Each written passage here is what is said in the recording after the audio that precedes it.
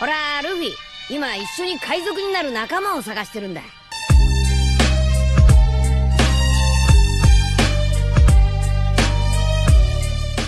Hello guys, welcome to my channel The Wandering Zoro, your go-to destination for anime-related content. And if you're new here, don't forget to hit that subscribe button and turn on notifications so you never miss out on our latest videos. In today's video, we're going to be diving into part 11 of the series. So be sure to stick around until the end, and let's get started. I suppose we should head back to the dorms, Mina said, getting up from the bench next to Eri, who was sipping on her juice box. Kyuka nodded. The rest of the festival is cancelled. That blows. I wanted to see what there was other than food. She sighed in disappointment. Hanta and Denki looked at each other, and after a brief conversation with nods and shaking their heads, they sprinted off to where the food stands were. The rest of the gang just watched in confusion as the crowds began to leave the school grounds. The gang looked at each other and shrugged. They didn't have to wait long before the two were running back with their arms full of all kinds of food from the stalls they no doubt had taken it from. They both had broad smiles as they closed with their friends. I don't know about you, G. He was cut off by another louder voice from where they had come from. Who took all the food? Denki's eyes widened just as Hanta said, "Run for it." The two took off with Mina cackling while running behind them. Kyuka looked around frantically before deciding to follow her friends. Toru laughed out loud and tugged Izuku to run with them. Izuku didn't hesitate to pick up Eri in his arms and began to run with his girlfriend, laughing the whole while. Eri was nestled in Izuku's arms as he ran. Her braided hair flapped about with the wind, and she watched as the scenery passed by in a blur. For the first time in a long time, she giggled and then laughed with the people who made her feel safe. She smiled for the first time in a long time. Izuku looked down at his arms where Eri was sitting up and laughing. The absorber joined her in joy at hearing her and seeing her smile. The rest of the gang heard and looked in their direction. It didn't take much for them to join in. The seven of them sprinted across the grass field to the dorms, all the while laughing like maniacs. Back in Izuku's room, the gang was seated around a small pile of food Denki and Hanta had stolen from the stands. Now, I'm not saying this is bad, but it could be better. It's missing something, salt maybe? Mina said with her mouth full of a meat and vegetable skewer. Izuku was eating one with mushrooms and had to agree with Mina. There's no peas to it. They just tossed them on the grill from the packaging. He still took another bite. I like the squid, Eri said, finishing another fried squid. Denki nodded emphatically. Squid had always been my favorite. I don't know what this is, but it's great. Hanta showed a fried something held by chopsticks. That's tteokbokki. I wonder who made them. They're a South Korean food. I had them once with my parents. Toru exclaimed at the foreign food. It's like some spicy fried rice cakes. She said by explanation.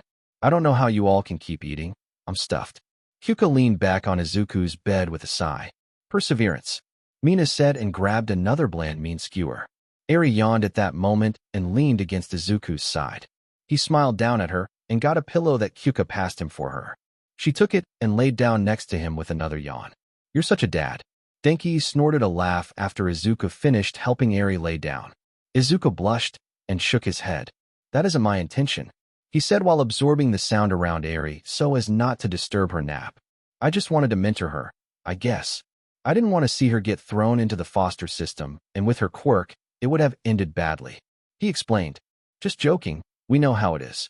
Denki waved to calm his friend down. Toru was about to speak when there was a knock on Izuku's door. Everyone looked at each other, and Hanta got up to open it since he was the closest.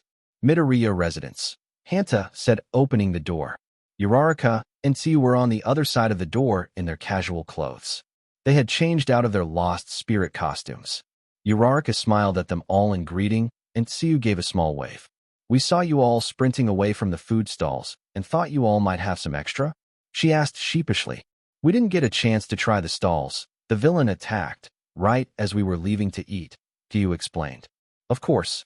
Toru spoke before anyone else. We still have tons left. Uraraka and Tsuyu smiled at the invitation. They walked in, and the gang made some space for them to sit around the mound of food the other two had requisitioned for them. They dug in immediately by grabbing what caught their eyes and joined in the conversation fluidly with the rest of the gang. They didn't talk about anything of importance, but just enjoyed their time as they whittled down the mound of mediocre food. Now, I'm not saying it was my fault the guy tripped on the rebar on the ground but maybe he shouldn't have run his mouth about my family. Uraraka finished her story as everyone laughed at her actions. Mina gasped out a laugh and asked, "Did he really say that about your dad?" "He did, the BSDRD. Luckily, we were outside the construction area, and his broken arm didn't reflect on us," she said smugly. "Did your parents know?" Dinky asked. "That used my quirk to raise the rebar, so he'd trip?" "I think they knew but kept his mouth shut." She grinned from ear to ear. "I'm sure he wanted to do something similar, but..." She shrugged as an explanation. "What about you, Hanta? Have you ever used your quirk like that and get away with it?" Dinky asked his friend. Hanta hummed in thought and looked up at the ceiling. "Not really. I leave evidence way too easily. Although, I did once tape the floor with double-sided tape, so a PP of a classmate would fall. He ended up breaking his nose, and I ended up suspended for a few days." He finished with a grin. "That's good. I've done similar things with diluted acid. Really easy to mistake it as someone clumsily spilling water if the acid is very fluid." Mina said with an evil grin. "Now you Turu," she said, turning to her best friend. "I've used my quirk all the time and gotten away with it." She waved her hand, but only Izuku saw it. "It's so easy for me. All I had to do was act like the bright girl that wouldn't hurt a fly. I've tripped so many of my classmates, you wouldn't believe me. I've also..." She paused as if she was hesitant to admit it. She looked to Izuku for his reaction, and he was only smiling at her. "Stolen a few things. Nothing expensive. Just erasers, pencil bags, or a phone or two." She finished quietly and quickly. Hyuka was the first one to burst out laughing. "A phone or two?" She held her stomach as she laughed. The rest of the circle of friends joined in, much to Turu's relief. "I gave them back. Well, more like placed them to be found. Almost all of them. Turu, you little thieving minx. Izuku, were you aware that your beloved is a kleptomaniac?" Mina turned from her flustered, invisible friend to her walking apocalypse of a friend. "I figured it out when my wardrobe was missing a few clothes." Izuku smirked at Turu, whose face was heating up in embarrassment. She covered her face with her hands. "You knew," she whined. "That's like normal relationship stuff." Denki waved off and then leaned forward. "That's nothing compared to a couple in my old school. They were really close, which is all right. But the weird part was they used really odd pet names." "How weird is weird?" Siyu asked. "I've heard my parents call each other odd things." Nah, nothing like these two. I've heard them call each other sweet blanket. That's not so bad. Dash, hot cereal, spicy coffee, cold pillow, and more." Denki cut off Uraraka. Everyone paused to take that in. "I mean, it sounds like things they liked." Hanta tried to side with the odd couple. "Spicy coffee?" Izuku wrinkled his nose at the idea of such a thing.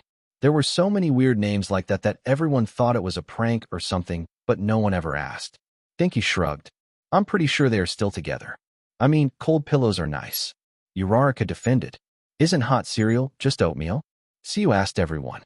"No, there has to be a difference, right? Like it has to have liquid milk still there.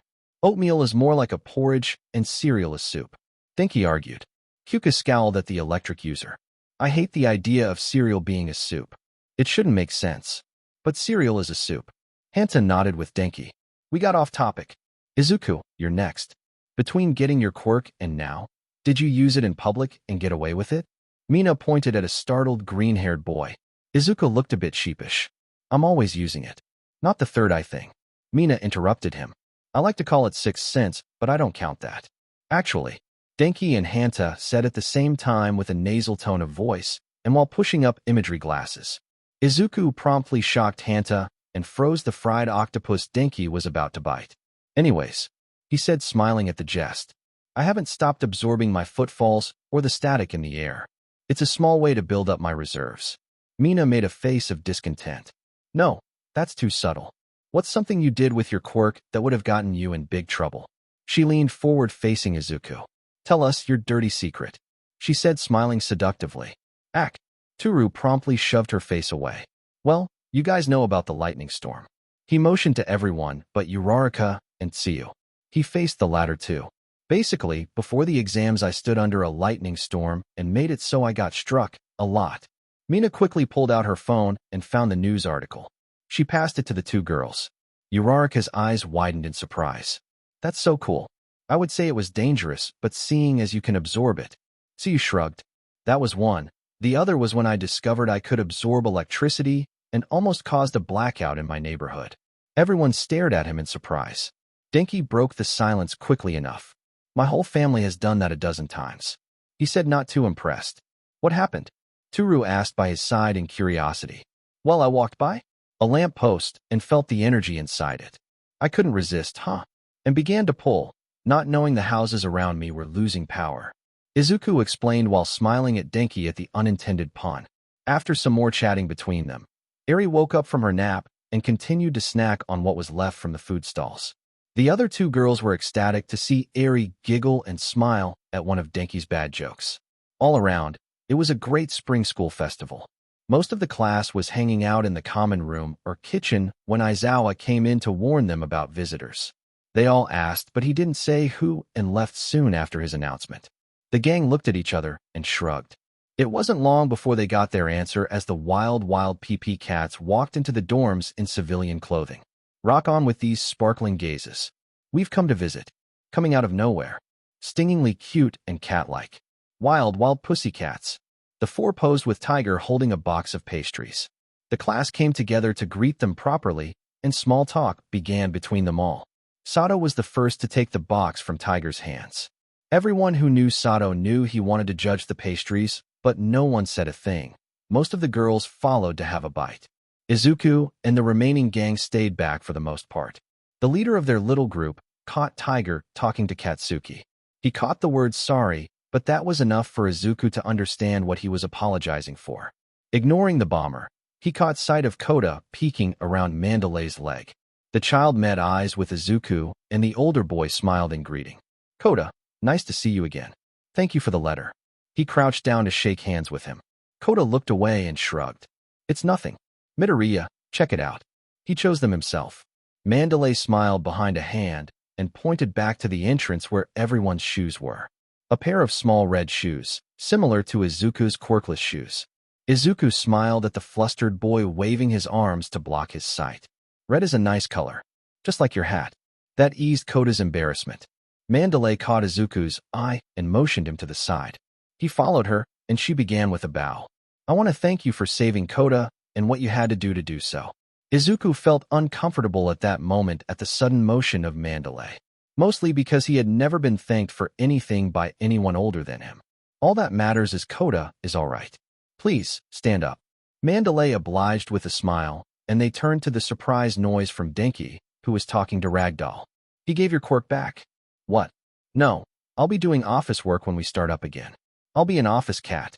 Ragdoll posed in a cutesy manner. I was about to say something was fishy if All for One gave a quirk back so easily, Denki said.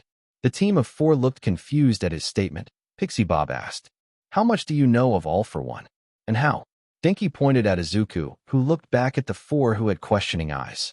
I like to research quirks, and seeing someone with multiple quirks, I dug deep. He shrugged. I like to share what I find with my close friends. Some of the stuff gets real dark. Denki shook his head. The four took that in for a moment before Ragdoll broke the silence. Well, we better check up on 1B. We just stopped by to let you all know we'll be back to work soon. Why now? Yayaruzo asked.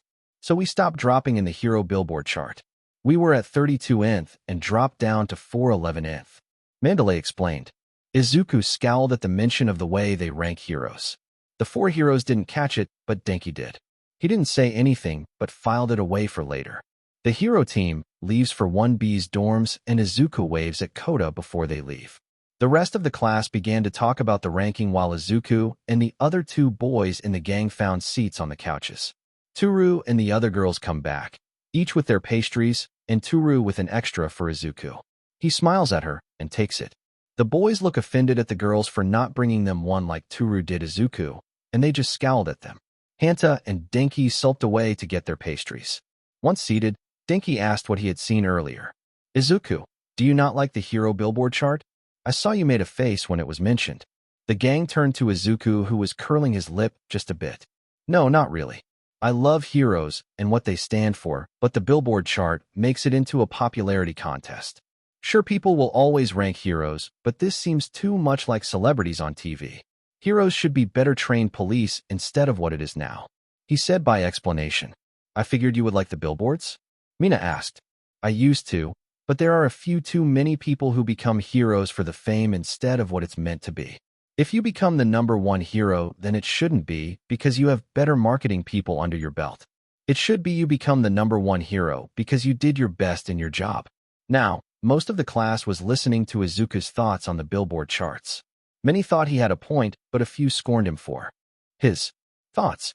Katsuki felt stiff as he recalled all the times he had said exactly what Izuku was disgusted by. Todoroki liked where Izuku's thoughts went and continued to listen. What about people who try to become heroes for the money? Uraraka asked near the gang more quietly than normal. Izuku looked at her and recalled the first time they spoke in the kitchen on the first night in the dorms. As long as you do your job, I don't see why that's so bad. After all, a hero's got to eat.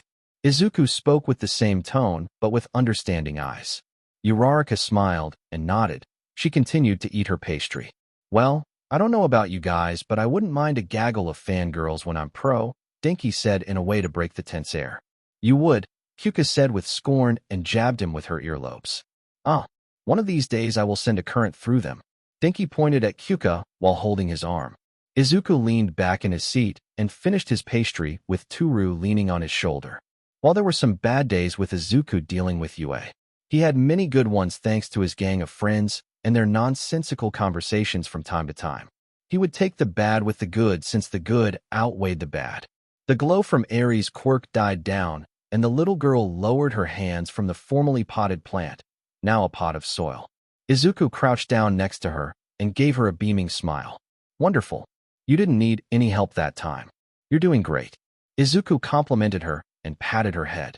Eri shyly ducked her head at the praise, but looked up with a smile. Thanks. It's been less than a week since the wild PP cats visited. The hero billboard will be coming up soon, but Izuku didn't much care for it. The only other thing to note was the elevated security around Yue after the school festival. Apparently, the villain duo that broke in was the last straw for the school board. They demanded Yue implement even more security, which surely hit their budget heavily. Now, it's a regular thing to see exam robots roaming the school grounds scanning constants for threats. In addition, Izuku saw a few people installing devices near the walls that showed UA grounds.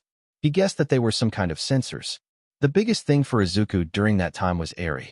She began to smile regularly, and he was overjoyed to see the usually quiet and reserved girl be more expressive. The rest of Izuku's gang was similarly happy for the child, and they did their best to get her to smile, even more by goofing off or messing around near her. I'm getting kinda hungry, how about you? Izuku asked Eri as he stood up. She tilted her head in consideration and shrugged. A little. He smiled and nodded. A snack it is.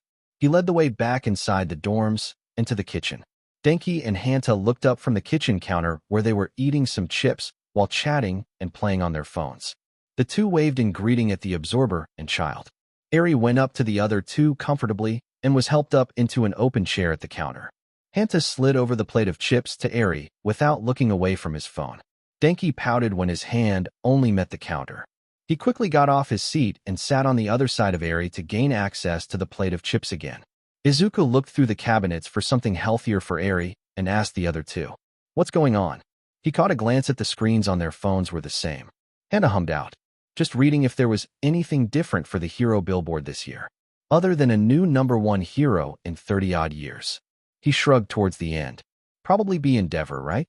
He doesn't have the charisma of All Might, no one does, but he's in line for the #1 spot. Think he added.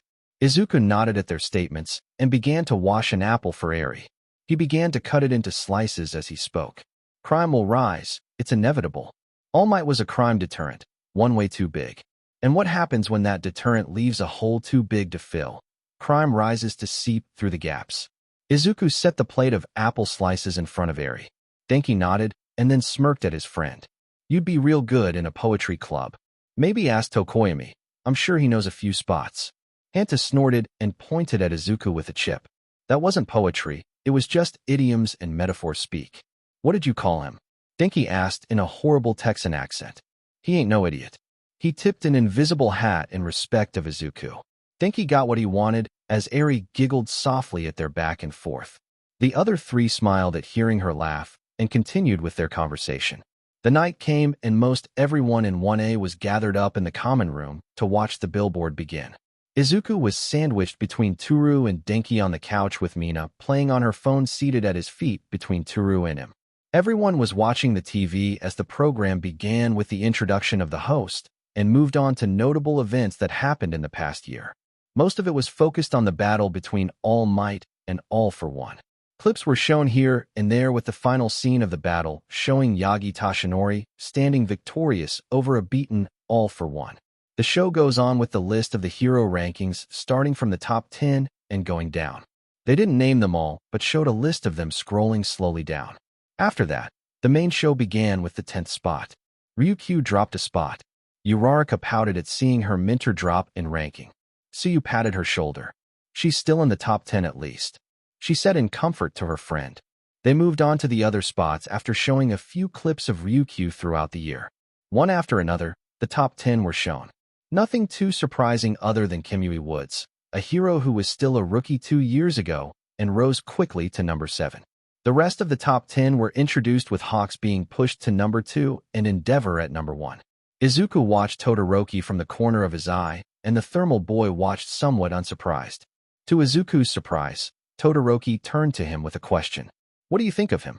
He spoke loud enough for everyone to hear it. Endeavor? Izuku asked, and Todoroki nodded. He shrugged and turned back to the TV where they were showing Endeavor at the raid to get Bakugo free. He will need to adapt. Before, he could do what he wanted for the most part with his image. Now, he has to mold to what Japan needs. He has shoes to fill that he will never be able to fill. Even more, he will have to be careful with what he does. Everyone will be watching him more closely, he said to the listing classmates. Todoroki took that in and nodded in agreement. After a moment, he asked, would you be open to returning to Endeavor for an internship? Turning back to Izuku. Izuku pursed his lips in thought. I wouldn't mind a good fuel source, he said, smirking back at the half-and-half boy. Todoroki gave a faint smile in return and turned to the TV as Ryukyu began to give a short speech, and then Yoroi Musha at the number 9 spot. The heroes went down the line, each giving a speech until Hawks interrupted Edgeshot about how generic they had been. Izuku watches with some interest as the hero continues about the rating system for heroes. He listens absent-mindedly to the number 2 hero go on to a mini-rant. Hawks was an interesting hero for Izuku. He had looked into the hero and almost always came up with nothing in his younger years. He had found out. Hawks was taken in by the Hero Commission at a very young age when he found a newspaper clipping of a young Kigo Takami saving multiple people in a car crash. One particular picture shows the president of the Hero Commission talking down to Hawks. After that, he disappeared with his mother. No school records, no sports competitions, nothing to show Hawks existing. From what Izuku can guess, Hawks was taken in by the Hero Commission and groomed to be their next Lady Nagant. Once he had that thought, Izuku could see the act for what it was. He glanced at Bakugo and could only think he would be the same one day. His lip curled at the mere idea. Toru next to him placed a hand on his arm, and he looked at her. She smiled and bumped her head with his shoulder. It pulled his mind off of Bakugo entirely. He smiled back at her, and she leaned on him as they watched the hero billboard conclude. The next day came and went with nothing of note happening until late afternoon. Izuku and his gang of friends, with the addition of Tsu and Uraraka, were finishing up their homework in the kitchen when some commotion caught their attention in the common room. Aizawa was even in the dorms watching TV with the few in the common room. The gang looked at each other and joined them to see what was going on. The TV showed the news covering a battle between Endeavor and Hawks against Inomo. From what Izuku could see, the battle was fierce with many buildings in ruins. The Absorber frowned at the damage and could only compare it to the damage the USJ Nomu could have caused if let loose. The Nomu that attacked Hosu were strong, but nothing to the degree of the one shown on TV. It was flying around while pushing Endeavor to his limits. That's not to mention Hawks is on the scene, but he was shown focusing on helping people evacuate with his feathers. It was clear that the Nomu was not like the others. While it did have the resemblances of them all with the black skin and multiple quirks, that's where the similarities ended. The Noma fought intelligently. It was very evident when the Nomu dealt a critical blow to Endeavor by slashing his face. What drew Izuku's attention was how the Nomu acted. It stood over a prone and vulnerable hero but didn't kill him. The Noma's objective isn't to kill him. Izuku said out loud to everyone in the common room. Everyone turned to him, and Aizawa spoke first. The Noma didn't take advantage of Endeavor when he was down. He nodded in agreement. There were a few murmurs at that, and Yairuzo asks, "Then what was its objective?" "No clue, but it's not like the others. It's intelligent. Look at how it fights and the way it acts." Izuku pointed out as the Nomu looked around as Endeavor was still prone. At that moment, the number 1 hero erupted and attacked the Nomu once again. Endeavor launched himself at the Nomu and began to burn brightly in the sky with the Nomu's regenerated Quirk fighting against it. Hawk's Feathers joined the fight by helping Endeavor propel himself. In the end, the Nomu was burned from the inside out, and his regeneration failed to keep up. Todoroki collapsed to his knees in relief at seeing his father survive the battle.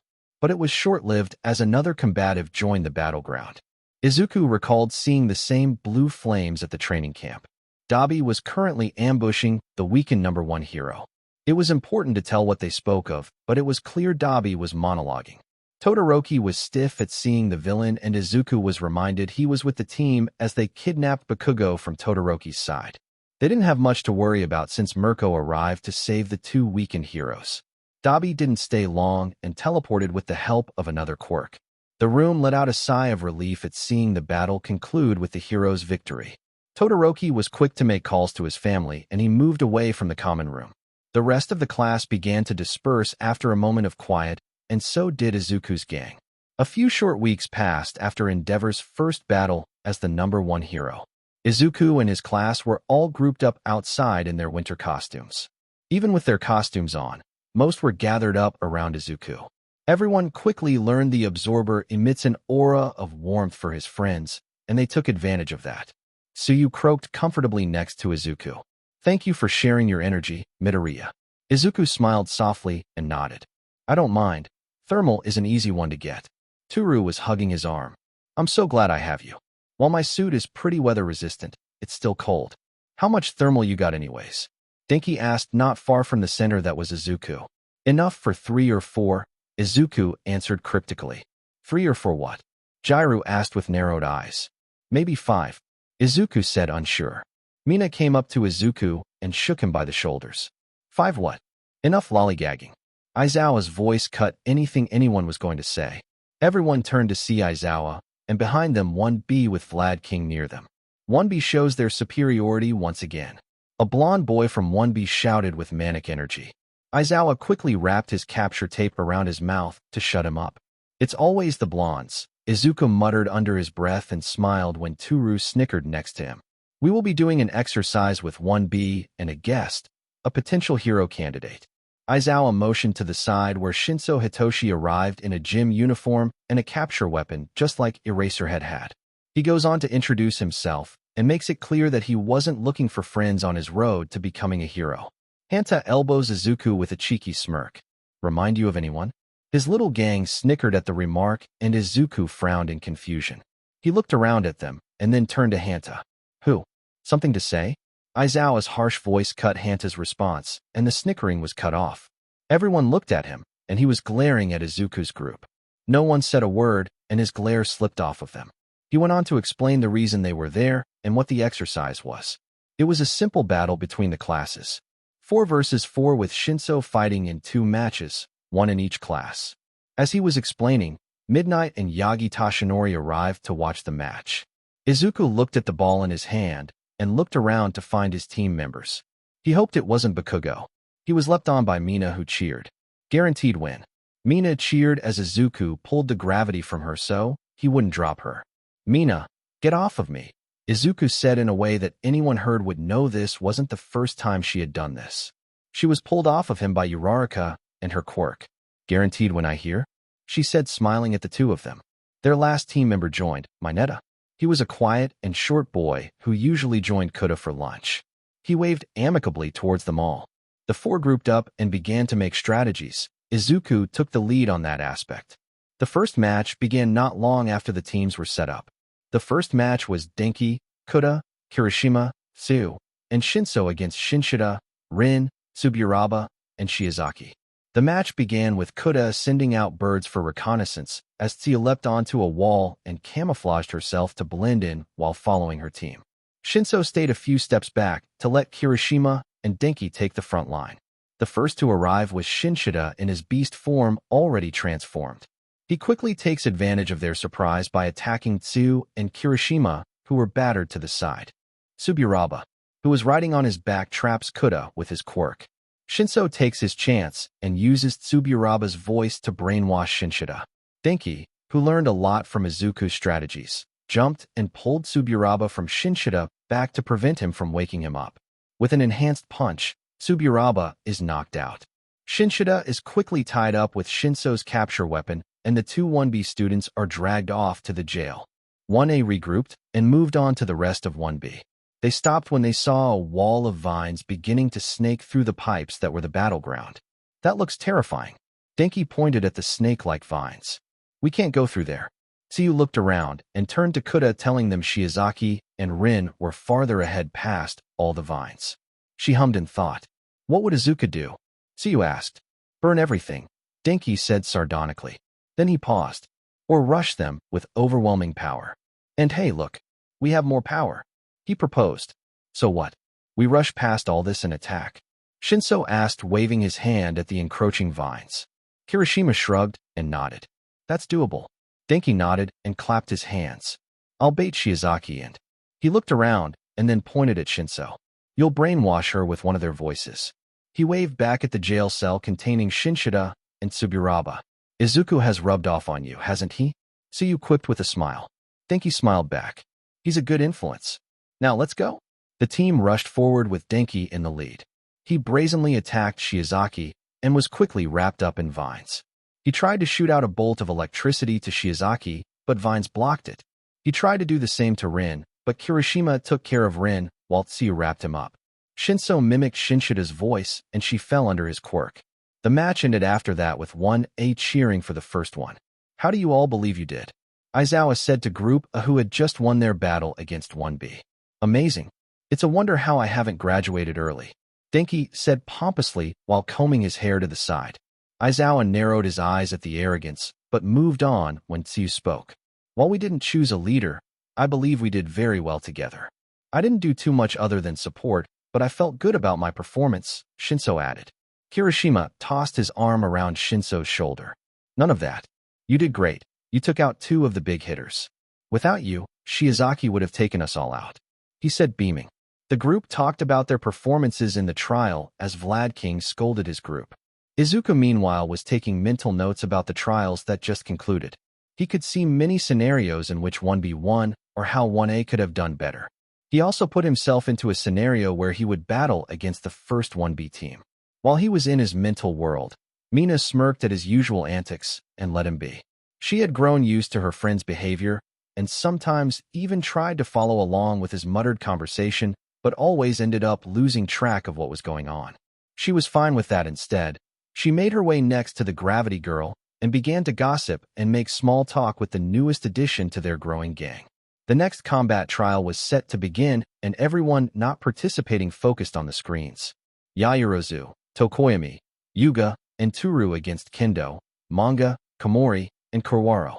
You think your girl will win? Mina bumps shoulders with Izuku in question. Izuku hums in thought. Possibly. Both Kendo and Yaoyorozu will take the lead and have good heads on their shoulders, but I believe 1B will win unless they take out Komori quickly. She is pretty terrifying once you think about her quirk. If she is let to work her quirk, then there will be mushrooms that knock people out everywhere. Unless Yaoyorozu lets loose and begins to make truly nasty countermeasures against Komori. And I don't know how Kurwaro's quirk will react with Dark Shadow. I haven't seen too much of Manga's quirk, so that will be interesting to see. As for Yuga and Toru, in a direct fight, Yuga will be good range support with Toru sneaking to take out targets of opportunity. But, again, that will be difficult with Komori in the field. Mina nodded along with his observations. When he finally finished giving his assessments, she spoke. So first, quickly take out the Mushroom Girl, and they might have a chance. If not, Yamamo would need to pull out the big guns to win, even though I don't think she would. Uraraka looked between the two, still getting used to Izuku's tactical mind. I think I understand. Mineta nodded in agreement. The battle started with Toru getting rid of her boots and gloves and shooting off into the dark of the area. Meanwhile, Tokoyami moves forward with Dark Shadow scouting ahead. The Quirk quickly comes back and attacks Tokoyami. It's revealed that Korwaro had taken control of Dark Shadow. Yaoyorozu tries to contain the Quirk, but it's no use, and creating light to subdue Dark Shadow would only weaken their team while providing shadows for the opponent. Korwaro makes his move and grabs Yuga to capture him. He is dragged away as Tokoyami gives pursuit. As they battled it out, Toru slipped behind the battle to find Komori and Kendo moving forward. The two spoke as they moved, and Toru made her move. Silently, as she stuck Komori 3 times. She then sent a blinding light everywhere, causing the two to become disoriented at the sudden attack. Kendo tried to grab Komori and get out of there with her quirk, but she swung at nothing in her attempt to grab Komori. Toru grabbed the smaller girl and quickly knocked her out while dragging her away to capture her. Kendo shouted in frustration as their plan B was ruined. Toru was ecstatic at her victory, but reined in her exuberance to focus on her objective. She had learned much from Izuku and his tactical mind. When she proposed her plan to assassinate Komori, Yaoyorozu was reluctant to agree. The heiress gave in to the plan when Toru pointed out Komori was the biggest threat to them. When she had read Izuku's journal about her, she had been slightly off-put by what it said. Her quirk and skills could be put to use as an assassin, and a very good one. She didn't like the idea of her killing people, but when Izuku clarified that she could just take them out non-lethally, she was very interested. From there, Izuku had shown her a few things she could study to become adept at taking out people with her bare hands. Pressure points on the body were hard to learn, but she was eager to put her skills to work. With Komori taken out, Manga moves on the plan anyway to separate Yaoyorozu from the others. He sends a barrage of attacks with his quirk to keep her away from her teammates as they battle between themselves. Yaoyorozu is pushed back with the shield she created. It only gets worse as Kendo arrives to help Manga take out Yaoyorozu. With one last effort, she launched a bag containing items to help Tokoyami and Yuga capture Korwaro. Yuga ends up getting captured again by Korwaro as Tokoyami equips the thermal goggles to find Korwaro. He shows his super move Black Abyss, Sabbath. With Dark Shadow covering him like an exoskeleton, their movement became blinding. He locks on his rival and quickly pushes him back with Yuga, sending a barrage of lasers to help. Toru ran back from dropping off Komori at the jail cell and found Yaoyorozu unconscious with Kendo and Manga moving to help their teammates. She intercepts them quietly, just as she did the first time round. This time she goes for the brains of the team, Kendo. With deft movements, she strikes at the pressure points to take out the arms, and then puts the redhead into a chokehold with Manga, none the wiser of his teammate's assassination, right behind him. Kendo tried to fight back, but with her arms unresponsive and her legs kicking futility, there was no way of escape. Once again, Toru internally celebrated her success, but cursed when she had to drag the unconscious girl back to the cell she had just left. With a quiet groan, she got Kendo on her back and jogged away. Just as Korwaro was beginning to lose, Manga showed up to help him with an onomatopoeia of light to push Dark Shadow away and give his teammates somewhere to use his quirk. Yuga shoots out lasers at Manga, but he is beginning to run out of steam due to the barrage of lasers he was already shooting out to capture Korwaro. "Where's Kendo?" Korwaro asked with labred breaths. He was also on his last legs due to running around the two who tried to capture him. Manga waved to his side, and then an exclamation mark was shown on his head when he saw Kendo was gone. He looked around, but there was no sign of their leader. With a blurred-out curse, Manga focused on their two tired opponents. Manga shot out onomatopoeia after onomatopoeia to push Tokoyami and Dark Shadow away, while Korwaro moved to capture a tired Yuga once again. It was inevitable as Yuga was dragged away for the third time, and this time Tokoyami wasn't able to help him as Manga began to cage the bird-headed boy and his quirk.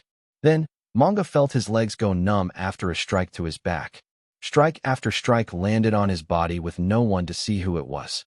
With a panic, he shot out an onomatopoeia that expelled a cloud of mist. Toru was barely visible in the cloud of mist. Like a ghost, she darted in and out hitting Manga's pressure points until the last thing he was her outline. Tokoyami and Dark Shadow broke out of Manga's cage as he was knocked unconscious. "Many thanks, Prism. I am beginning to flag, but I will do my best to put my fated rival in chains of the darkest black." Toru gave him a thumbs up that they could see for once due to the thermal goggles Tokoemi had on. Sounds good. Komori, Kendo, and Manga are out. All that's left is Korwaro. I'll trail you and jump Korwaro when I get the chance. What do you say? Tokoemi and Dark Shadow nodded in agreement as they began to look for Korwaro. They didn't have to wait long as Dark Shadow was taken over again to attack Tokoemi. The goggles were smashed soon after, and Korwaro baited Tokoemi to fight. As the two fought, Toru snuck around trying to find Korwaro, but it was nearly impossible due to all the shadows. She only had one idea, and quickly whispered it to Tokoemi as she ran past him to get into position. Just as Korwaro struck out at Tokoemi, a blinding light expelled all the shadows, including Dark Shadow. This caused Korwaro to become exposed. Surprised at the light, he turned to it instinctively only to be blinded. Tokoemi took his chance. Without Dark Shadow, he pounced and sent a barrage of punches at the defenseless Korwaro until he was subdued and the blinding light subsided.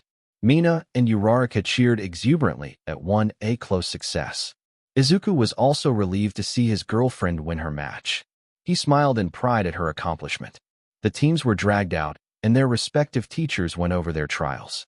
Toru was given many congratulations, and Izuku was the only one to see her blush profusely at it. The next battle was interesting with Todoroki, Ida, Ojiro, and Shoji against Tetsutesu, Kaibara, Hananuki, and Tsunatori. Izuku had some disdain for Ida due to his family being able to get him free from any punishment due to going after Stain. He was also interested in seeing if his speed had improved. He was already aware of Todoroki's improvements since he helped take on any super moves that were thrown at Izuku. That was a great way to increase his thermal energy quickly. Ojiro was hard to gauge since he didn't see too much of the boy, but he could see Ojiro become a lesser version of Mirko, if only he had more drive to him. As for Shoji, he was interested to see how he had developed since his quirk could become very versatile. The battle was head-on with Tetsutesu leading the charge with the others behind him. Todoroki predictably froze the surrounding area, which slowed Hananuki from using his quirk as effectively as before. This didn't slow Tetsutesu as he was pushed forward with the help of Tsunatori's horns. Ojiro was slowed in his movements due to Hananuki's quirk when he trapped the area around them. Kaibara moved on to Ojiro's position as Ida tried to help his teammates only to get trapped. In anger, he uses his super move early and escapes from Hananuki's trap. Due to Ida's speed, Hananuki isn't able to protect himself from the barrage of attacks from the speed demon. As they fight, Ojiro is pushed back from Kaibara's onslaught of Drill's hands. As Tetsutesu takes on Todoroki, Tsunatori fights Shoji at range with her horns. He defended himself with his arms, but the horns began to push him back. At this time, Todoroki began to use his flames on Tetsutesu in an attempt to do something to slow the metal-covered boy. The wall of fire caused Tsunatori to pull back from Shoji and Tetsutesu to pause only to push forward. Instead of helping his teammates, Ida doesn't stop his attack on Hananuki and finally manages to knock him out and drag him to jail. This caused Kaibara to gain the upper hand on Ojiro, who stumbles on Shoji and Tsunatori's battle. Soon, Shoji became a target of both Tsunatori and Kaibara when Ojiro was taken out by a well-placed horn strike. As Shoji takes 2-on-1, Todoroki begins to turn up the heat more and more to fight Tetsutesu, who doesn't relent. It wasn't long before he was using the same fire as his father used daily. Thanks to Izuku's help in pushing more heat out, his control was precise as he attacked Tetsutesu. It started to become effective as the metal covering him began to turn red. Ida returned from the jail to find Shoji on his back foot against Tsunatori and Kaibara's onslaught. He aggressively attacks Tsunatori, who doesn't see the attack come her direction until it is too late. She was launched away from the other two in the blink of an eye and knocked unconscious after a follow-up attack from Ida. This allowed Shoji to take on Kaibara without worrying about another. Suddenly, there was a massive explosion and the two turned to see a glowing red Tetsutesu being launched away from the epicenter. The battle was soon over with 1A winning, but it was sloppy. Aizawa wasn't too pleased with their performance and the lack of teamwork. Ida was especially reprimanded for his lack of restraint against Tsunatori and Hananuki, who were in the nurse's office due to broken bones. The next match was up with Monoma already running his mouth. 1A has no chance. Not only will they go against one of our illustrious recommendation students, but there will be no trust in the leashed dog. He pointed at Katsuki, who was looking away from them all.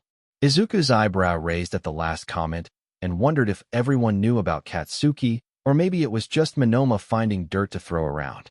Aizawa was close to quieting the blonde until Vlad made a zipping motion at Monoma, and he relented from his boasting. Aizawa's eyes landed on Izuku, and he could feel the question in them. Did he blab about Katsuki? Izuku's only response was a raised brow and a non-committal shrug. The green-haired boy turned from Aizawa's glare to his friends who were teamed up with Katsuki. He could only give them an encouraging nod. That was more than enough for Hanta, who puffed up in pride, and Kyuka, who gave him a confident smile. The screen displayed the teams. Bakugo, Shiro, Jiru, Sato against Tokage, Kamakiri, Awaze, and Bondo. This time Uraraka came up to Izuku. How do you think they'll do? Izuku bit his lip in thought and hummed. Not sure. Power-wise, they can win, but teamwork will be an issue. There is no trust between Katsuki and everyone else, but maybe he'll just go on his own and thin the numbers for the others. Using people as sacrificial pawns is very looked down upon, young Midoriya, Yagi said, not far from their team. The only one not startled was Izuku, who didn't turn to address the former #1 hero. Yet Naitai is very good at it. Whether or not it's frowned upon, Katsuki will do what he thinks is right. It's always been like that, and if that helps the rest of the team, then it's only a benefit. Yes, if they all work together it would be wonderful, but there won't be any trust between them and Katsuki. He said as a matter of fact. Yagi's face creased in a grimace at the mention of Naitai and the unsaid name of Mirio, who was not getting better. Nizu had chipped him in the conversation they had about One for All and what could be causing Mirio's degradation. To Izuku's surprise, Katsuki stayed with the team as they moved forward.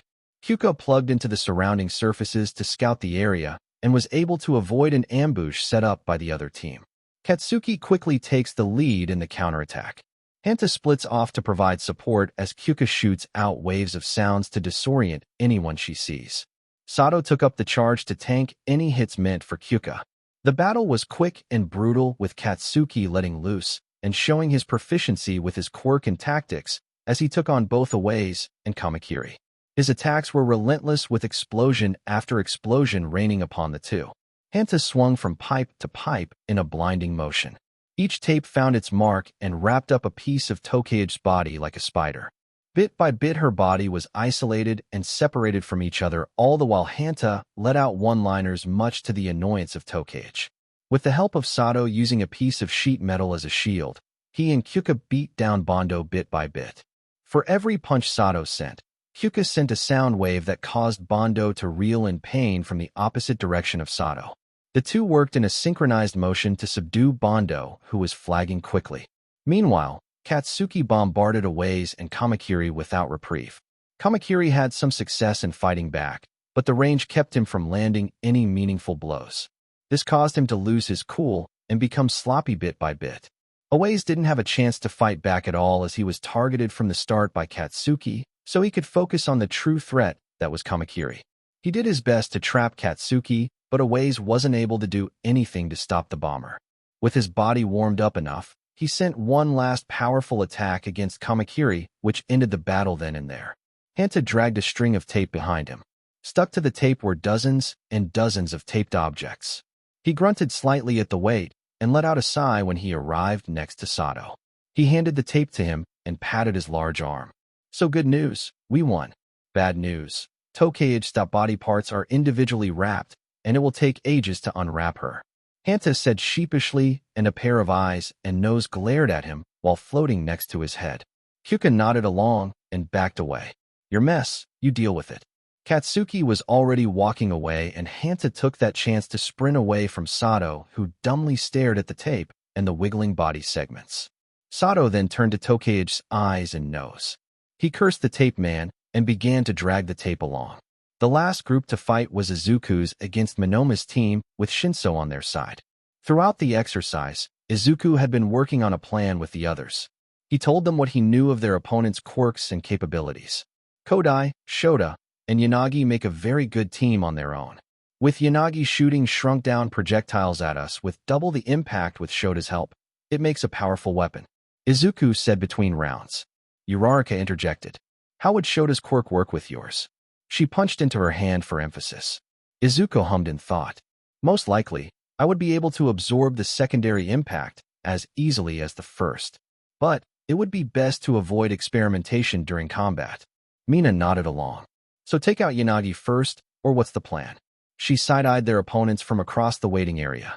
If we go that route, then Monomo would have to go at the same time since he would copy Yanagi's quirk, Uraraka pointed out, and Mineta nodded in agreement. Izuku tapped his lip in thought. That's not to mention Shinso. Denki told me his quirk works by responding to him like I thought it did. To avoid getting trapped by him, we will only state things. No questions, only statements. If someone asks something, then we know where he is at. I'm sure he takes after Eraserhead's ambush tactics.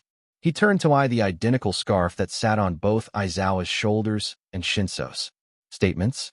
You think that'll work? Mina asked. Izuku shrugged. Probably. They gave him a flat look and he raised his hands to appease them. It's not like I know how every quirk works. I can figure some things out, but mental quirks have always been tricky. Last match. Move to the starting positions. Vlad King shouted. The two teams made their way down to the area where they would be fighting. Izuku turned at hearing encouraging shouts from both their class and from 1B to their class. He smiled at seeing his gang of friends cheering for them. He even saw Toru take off a glove and send him a kiss that no one but him saw.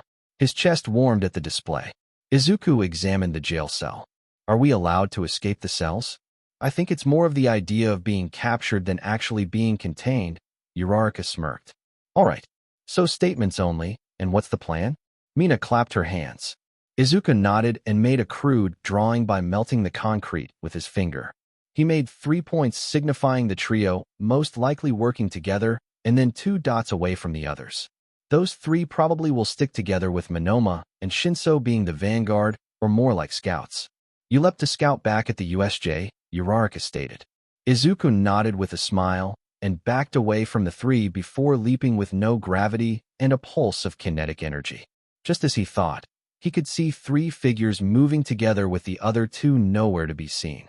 He could guess that the 3 saw him since a volley of projectiles was sent his way. Nuts, bolts, and other metal bits expanded to be bigger than he was tall. They all had a bluish glow, effects granted by Yanagi's quirk propelling them. A wave of thermal energy washed over the wall of metal and it liquefied before him. A blast of kinetic energy sent the slag away from him and his team in a shower of sparks and molten metal.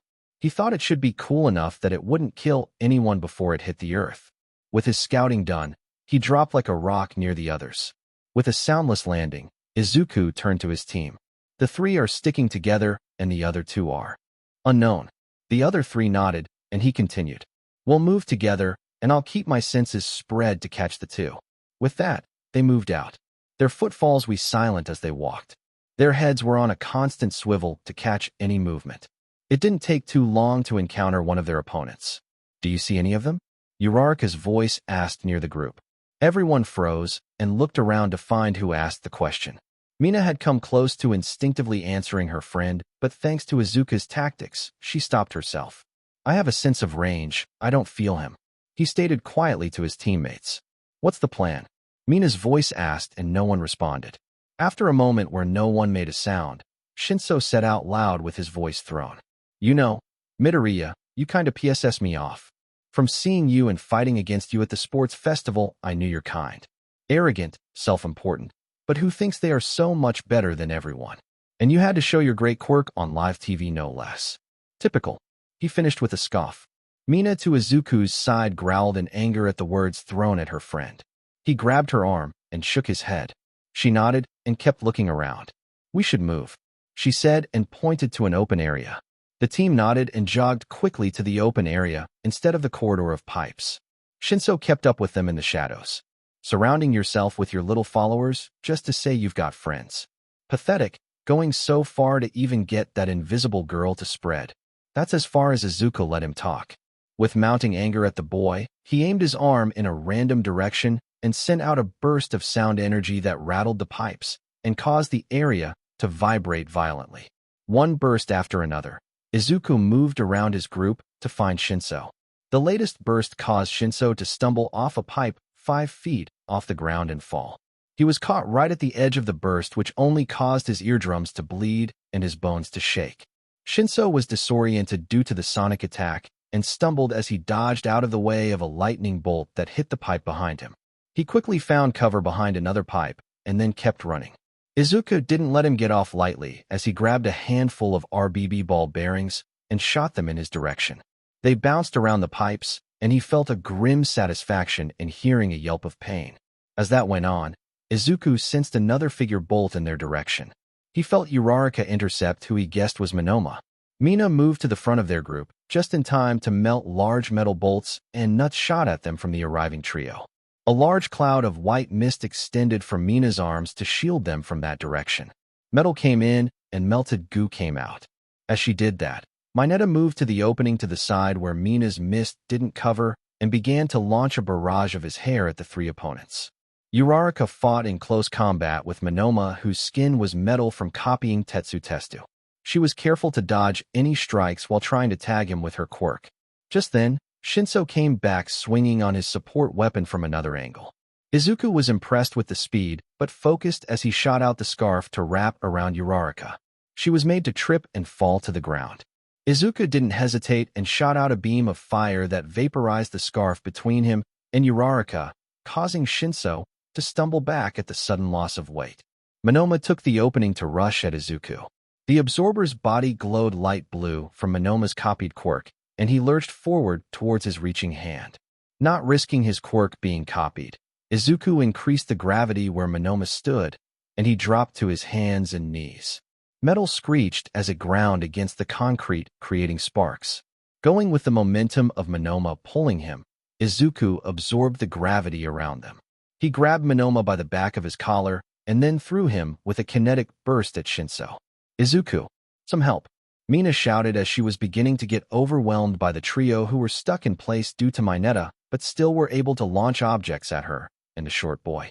Mineta created a chain of his hair and launched it at the two prone figures Izuku just downed, trapping them and making them a non-issue for the moment.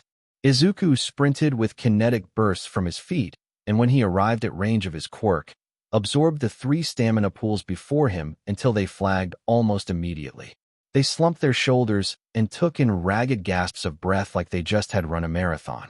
He completely drained Yanagi since he didn't know if she could continue throwing objects and get rid of their main ranged opponent. Mina ran to Uraraka to help her out of the scarf just as they announced the winners of the battle. The two girls hooped in victory, and Mineta offered a high five to Izuku, which he gladly reciprocated.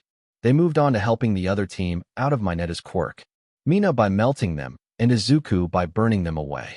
As he was near the trio, he returned their stamina, and they perked up right away. They gave their thanks to him. Izuku turned to Mina's raised voice over Shinso. "You have no right to talk about what you don't know anything about," she shouted at Shinso with fury written across her face. "Mina, let it be." Izuku tried to placate his friend as he hurried closer. While he was still angry at the purple-haired boy about what he was going to say about Toru, he knew it was a tactic to get him to respond to Shinso for his quirk. Shinso scoffed and made to get up. Uraraka stopped him by stepping closer, just as angry. "Izuku, why don't you tell him when you got your quirk? I'm sure someone as arrogant as you wouldn't mind," she said with crossed arms. Izuku sighed. A bit over a year ago, 1B members and Shinso whipped their heads to look at Izuku, who steadily returned their gazes. "You're a late bloomer," Shota voiced the thought on their minds. Shinso grimaced and looked away, realizing his mistake. Mina huffed an angry breath and turned away from them to head back. Uraraka joined her soon after. Izuku sighed again and made to follow.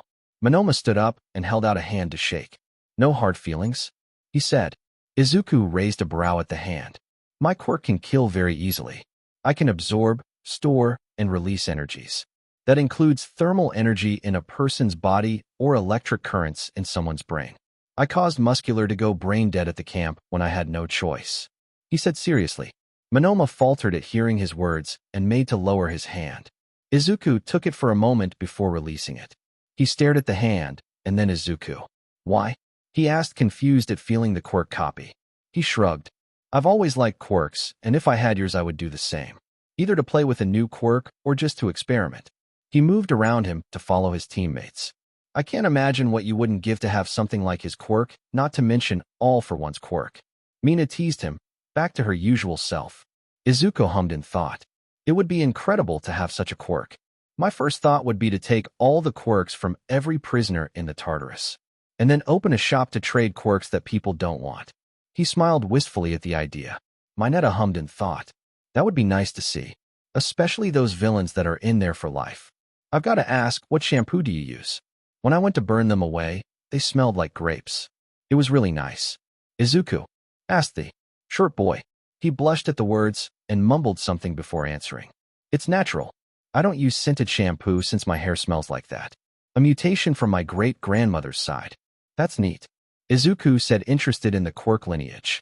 Uraraka tapped Izuku's shoulder tentatively and asked, Are you upset about what I said about getting your quirk? How they know and probably will tell others. She asked sheepishly. Izuku turned to her and shook his head. No, it's okay. It was only a matter of time until more people knew, and this is a good way to get the word out. It'll be easier to see everyone's true feelings about such things. I'm not upset with you. He smiled reassuringly. She smiled back and her shoulders slumped in relief. Good. I didn't want to lose such a good friend. The four arrived at the viewing area with everyone. The five others behind them moved to Vlad King while Izuku and his team went to Aizawa, who watched them expectantly. The four stepped in front of him like every other group had, and he looked over them. Mina began before Aizawa could start. I think we did great, she said, beaming. Why is that? He asked, unamused. Mina hummed and pointed. Well, for starters, Izuku made a good plan to stick together with the threat of a mini eraser head skulking around while countering his quirk. While he was the main cannon, we provided support by holding off the others like Uraraka did with Monoma when Izuku tried to take out Shinso, and me and Mineta held off the three who threw stuff at us. Also, no one on our team was captured. She finished beaming. The gang of friends not only learned new ways to use their quirks from Izuku, but also picked up some of his tactical mind. They absorbed everything he had to say on many topics. Most of the time, they couldn't keep up with his train of thought, but the parts they did understand usually stuck. And Izuku was more than happy to explain his ramblings. Aizawa raised an eyebrow at her explanation. It seems classes have been a benefit for you. Nope. I learned mainly from Zuku, she said proudly. He's a really good teacher. Uraraka by her side nodded. Izuku felt warm at the compliment, but didn't take his eyes off Aizawa the whole time. He turned to the green-haired boy. They didn't speak for a moment until Izuku broke the silence. You should teach Shinso how far he should goad someone in responding, and with what words. It could end badly for him if he said the wrong things to the wrong people. He said evenly. Aizawa continued to stare at Izuku for another moment before speaking. Noted, dismissed. With that, he turned to leave. Izuku scoffed and turned himself to leave with his team. He wasn't surprised they didn't get feedback from him given Izuku just beat his protege. He would have expected him to be more logical, but apparently not. The gang of friends returned to the dorms and made plans to rest for the weekend. Mina quickly proposed to play board games, much to Izuku's reluctance due to the last game ending with a table flipped, Denki crying in a corner, and a roughhousing session between Mina and Uraraka. He soon caved in when he got puppy dog eyes from most of the group. Later, Mina slammed her hand on the table and glared at Tsu, who had just taken the remaining money she had. You're cheating. Where are the loaded dice? Shake your sleeves. Open your mouth. Where are they? Tsu croaked contentedly and counted the colorful paper bills. I'm wearing a short-sleeved shirt, she said deadpan. So you admit it. I remember you can store things in that belly.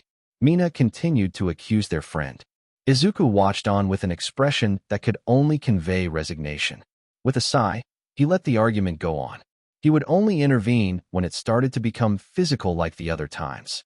Toru was at his side, leaning into him while giggling at her friend's meltdown. The others were similarly eyeing Tsu suspiciously since they had all lost money to the amphibian girl. From the corner of his eye, Izuku saw Shinso come through the front door of the dorms and look around. Finding Izuku, he made his way to him. The argument stopped, and everyone turned to him. Midoriya, can I speak to you? A pause. Privately, he looked at others seated around the coffee table and back to him. Izuku nodded and stood up, giving his money to Toru. He followed him out the front doors and into the darkening night. They stopped not far from the doors, and Shinso turned to him. He shuffled in place and rubbed his neck, unsure where to begin. They stood there for a moment. Izuku not saying a word and Shinso opening his mouth multiple times to begin, but closing it in the end. Shinso took in a breath and released it. I'm sorry for what I said about you. After finding out you were a late bloomer, things make a bit more sense. Izuku watched him for a moment, curious about some things. Why did you want to become a hero?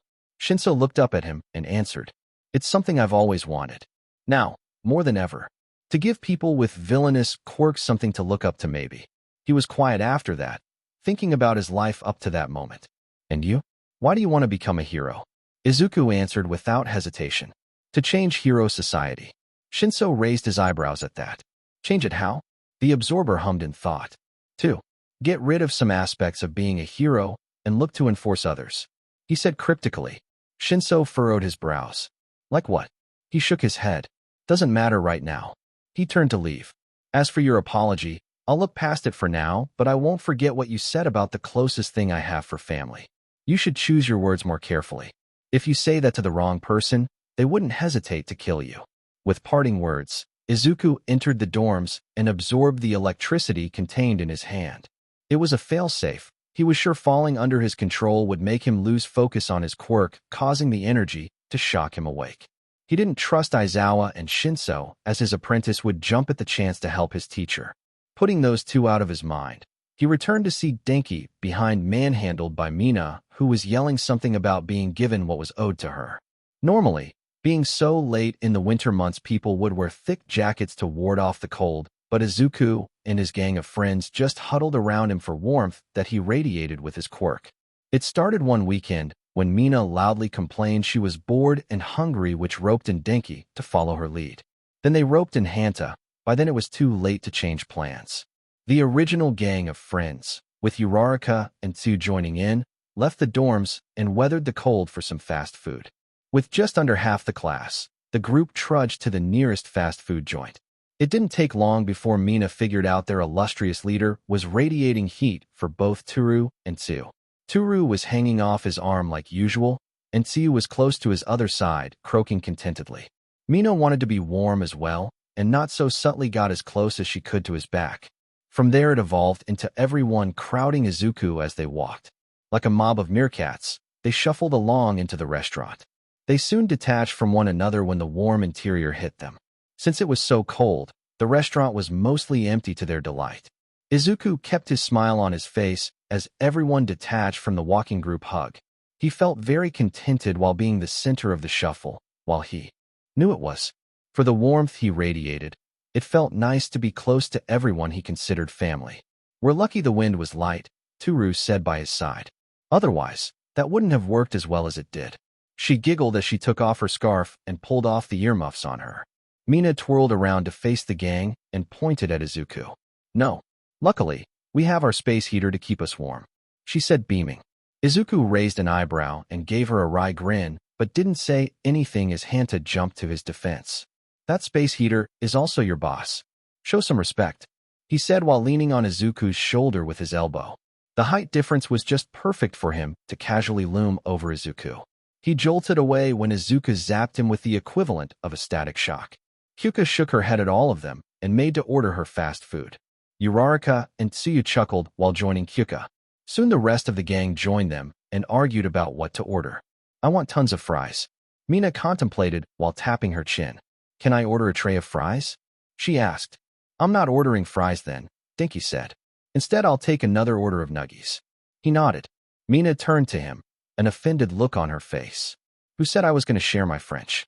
Denki curled his lip at her in a frown. Then you won't get any of my nugs, he said, threatening and crossing his arms. As those two argued about sharing food, the rest of the gang ordered peacefully and let the most childish ones of the group bicker. One by one, the group ordered and took their order numbers to wait. The two finished their dealing with a handshake and moved to order with their resolve firm. The gang found a spot for everyone to sit together and wasted no time digging into their meals. As she said, Mina ordered a tray of fries and a milkshake. She also had a few chicken nuggets from Denki as he munched on the tray of fries, and their negotiations came to a resolution. Of course, their deal didn't account for the rest of the gang stealing the occasional fry. Most floated away in an invisible hand while Mina looked away. They let out a sigh of contentment when they finished their food. They looked outside as they let their food digest to see a few snowflakes beginning to drift down from the sky. Toru was under Izuku's arm as he continuously radiated some heat both for her comfort and Tsu, who was seated on his other side. The weekend came to an end and the gang was grouped up around Izuku once again as he radiated heat for his friends as they waited outside in their costumes. To their surprise, MT Lady came in with Midnight following behind her. Aizawa explained what she was doing at UA and how she was a guest lecturer. MT Lady explained her role and how she would help in showing how they should comport themselves during an interview. Izuku curled his lips slightly at hearing they would be working on their publicity. Toru slipped her hand into his and squeezed to ground him. He smiled appreciatively at her for being able to see his problem with the current situation. She knew his distaste for the popularity contest that was hero business. Most everyone knew. Todoroki was the first to the stadium as MT Lady interviewed him. Sadly, he was terrible at it, but they continued. She asked him to show off one of his super moves for the cameras, and he obliged by sending an iceberg into the sky. "I call this heaven-piercing ice wall," Todoroki said calmly. After telling the class to show off their less destructive super moves, they moved on. Tokoyami brought up a point that Izuku agreed with. "Is it such a good idea to show our powers for everyone to see? It would make it easier for a competent villain to figure out a weakness from it," Izuku added, and Tokoyami nodded in agreement with his additional statement. MT Lady answered, "While true, being a hero will put you in the spotlight one way or another. Not even the ever-elusive Eraserhead is hidden," she said with a smirk at the grumpy hero. "But showing off what you can do will make them more recognizable, easier to team up with, and a reassuring presence to the public. Shouldn't our actions reassure the public instead of whatever face we put on for the camera?" Izuku asked. MT Lady tilted her head back and forth at the question. "It's both. Whether you put on a face for the camera is up to you, but yes, your actions will speak louder than words," she said, looking at Izuku. He nodded at the answer. Even though he didn't like the public part of being a hero, he did appreciate MT Lady's ability to work with it. One by one, 1A tried their hand at being interviewed by MT Lady. Some went better than others. Notably, Bakugo was straightforward with his answers and quiet as he answered anything the hero asked him. Even when she poked at him and Izuku expected to see him snap at her, he didn't. It was surreal to see Bakugo like that. He pushed what he thought of him away and went up to the platform for his turn. "Now to our last interview. What should we call you?" MT Lady held the microphone to Izuku. "Flux," he said simply. She hummed in interest at the name. "How did you come up with such a name?" "It's short for fluctuation. I will always cause the energy around me to fluctuate, so Flux," he said lamely. MT Lady gave one of those fake laughs you would hear from a news reporter and moved on. "Well, show us one of those fluctuating energies." Izuku hesitated in choosing what to show. All of his super moves were destructive, and his void domain was hard to see. He chose to show nuclear immolation without the nuclear to conserve the scarce energy. He created a bead of pure thermal energy. It blazed like the sun as it manifested in his palm. He aimed it at the sky and released a pinhole of the bead for the energy to escape. Liquid like fire screamed out of the hole as the area around them heated up. MT Lady stepped back at the show of power. He cut off the release, and then SCKD back what thermal energy he could. The boiling air froze, and the area cooled significantly as frost covered the ground around Izuku's shoes. "I call that nuclear immolation, but without the nuclear since I didn't have much to use," Izuku said as he cracked the frost on his body that built up. "Then it's not nuclear immolation, is it?" Think he said out loud like a heckler. Izuku's eyes crinkled as his half-mask hid his smile at being heckled by his friends. "I suppose not." MT Lady looked at the warm expression he showed for a moment before turning to her again with a flat expression. Classes ended not long after that.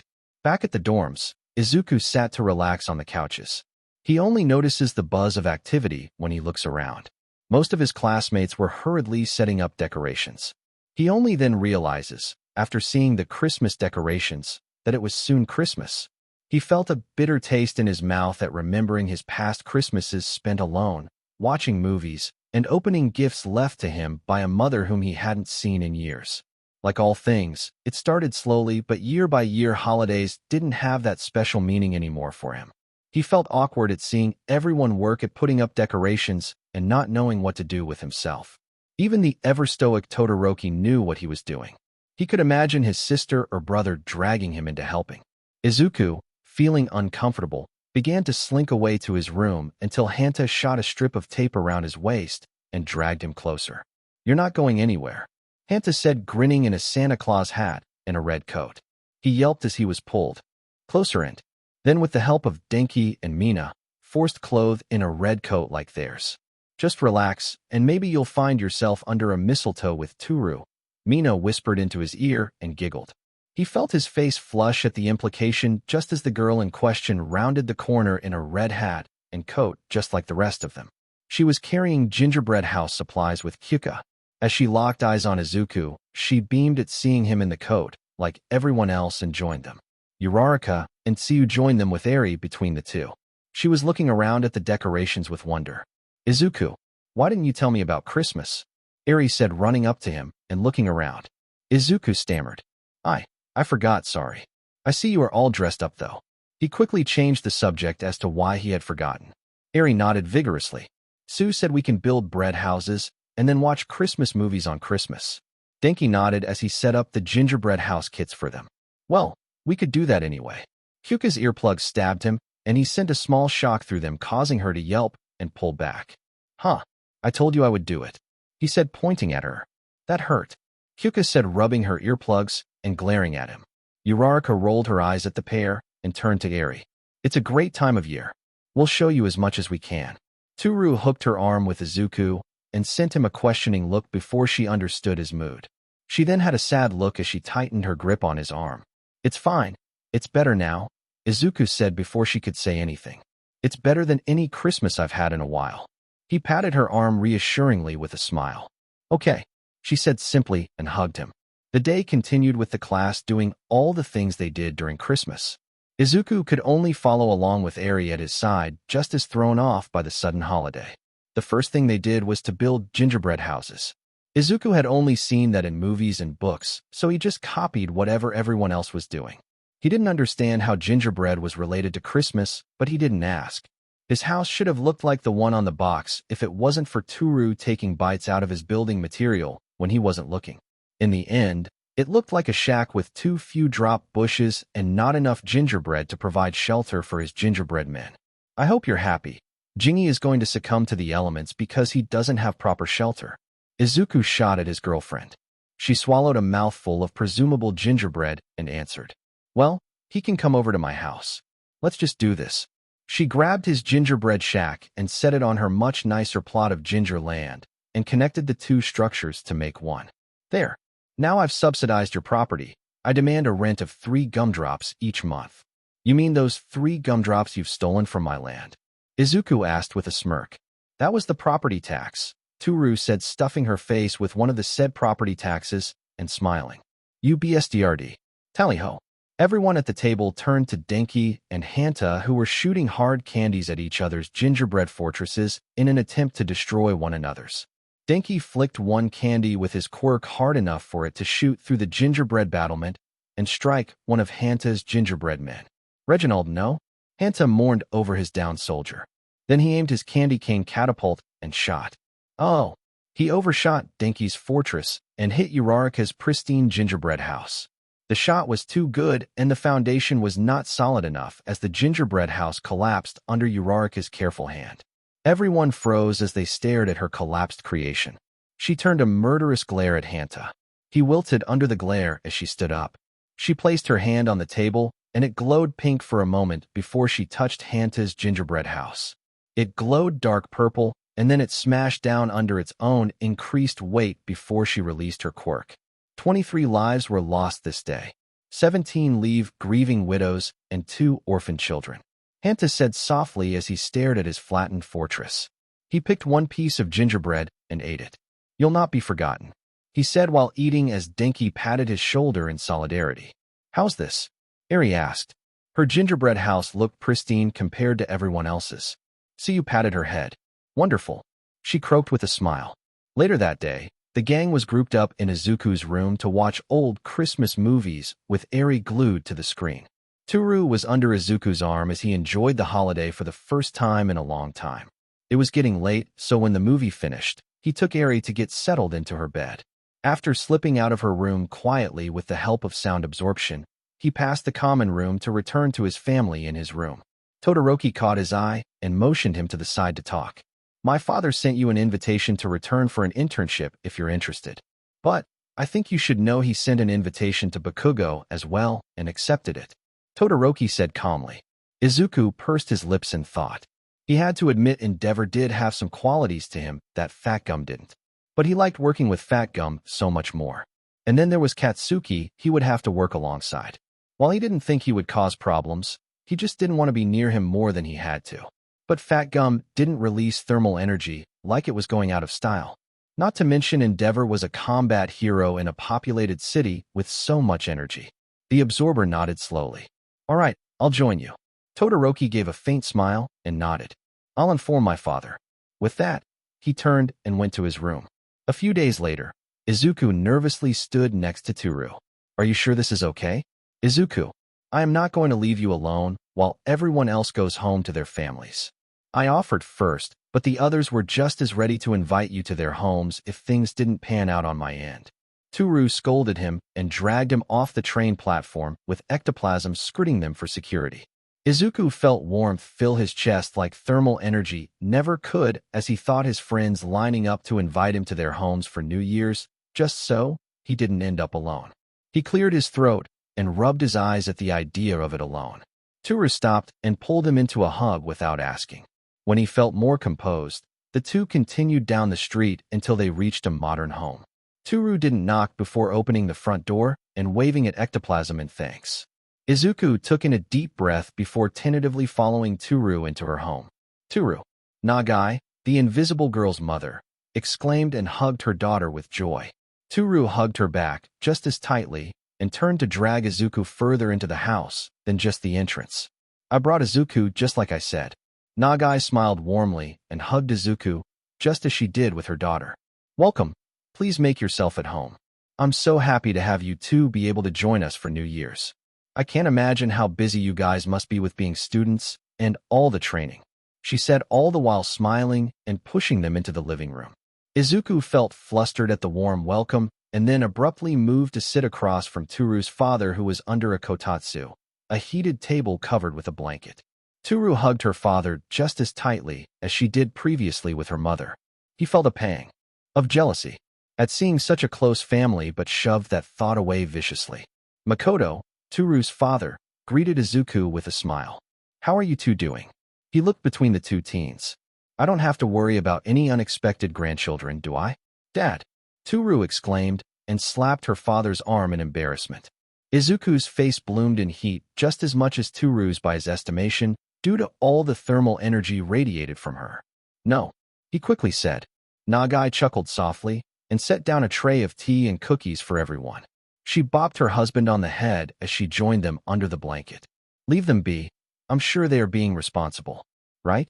She paused at mid-pour and looked between the two. She smiled and continued pouring tea at the expression on Izuku's face and the noise Toru made. Good. The two adults teased Izuku and Toru for a bit longer, then moved on to talking about more mundane things like the grocery store that was being built near their home or the gossip around the neighborhood. The family included Izuku in every conversation and asked him for his opinion. He felt warmth fill his chest, and it wasn't just from the heated table they sat at. He felt the missing piece of being in a family that he missed for so long slot into place when he spent time with Toru and her parents. He smiled more and more as the day passed. Not once did they bring up why Izuku was spending New Year's with them instead of his own family, and he was relieved for the lack of questions. He had to wonder if Toru told them in advance some bits and pieces of his past, or just told them not to ask questions. Either way, he was happy. Nagai and Toru shooed Izuku out of the kitchen when he offered to help cook dinner. He didn't try and fight them, and just sat with Makoto on the couch. They chatted about some politics, and Izuku gave his opinion on the topics, though his usual cold responses were watered down greatly compared to what he had said before at UA. When dinner was eaten and everyone was set to go to bed after letting the food settle, Nagai spoke up about the sleeping arrangement. How do you guys want to do this? When she got confused looks from the two teens, she rolled her eyes and huffed out a breath of amusement. With a smirk, she looked at the two. You've been sleeping under the same roof for months. Can either of you two look me in the eye and tell me neither of you snuck into the other's bed at night? Izuku's face heated, and he looked away while Toru squeaked softly. We haven't done anything, she exclaimed loudly. I never said you did, but I know my daughter. Sleep however you like is all I'm saying, she said, grinning, and patted Makoto's arm as they made their way to their room. He made a sound of protest, but he was hushed by his wife. Toru huffed, and then after a quiet moment between the two, just standing there, she grabbed Izuku's arm. Come on, I haven't shown you my room yet.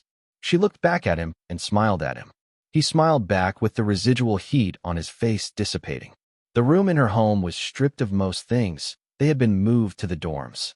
It still had the furniture, but most decorations were gone. The two of them were already changed into their pajamas and ready for bed, so Toru wasted no time in pulling Izuku to the bed. She positioned herself in front of him and laid down comfortably after placing his arm over her. She hummed in contentment as Izuku laughed softly and hugged her. The small family and Izuku woke up early the next morning to visit a shrine. When quirks became more commonplace, people visiting shrines became less common. Even then, many people were at the shrine they arrived at, all lining up to pay their respects. Toru dragged Izuku to the stalls to buy some hot drinks, even though he was radiating enough heat to ward off the cold for her.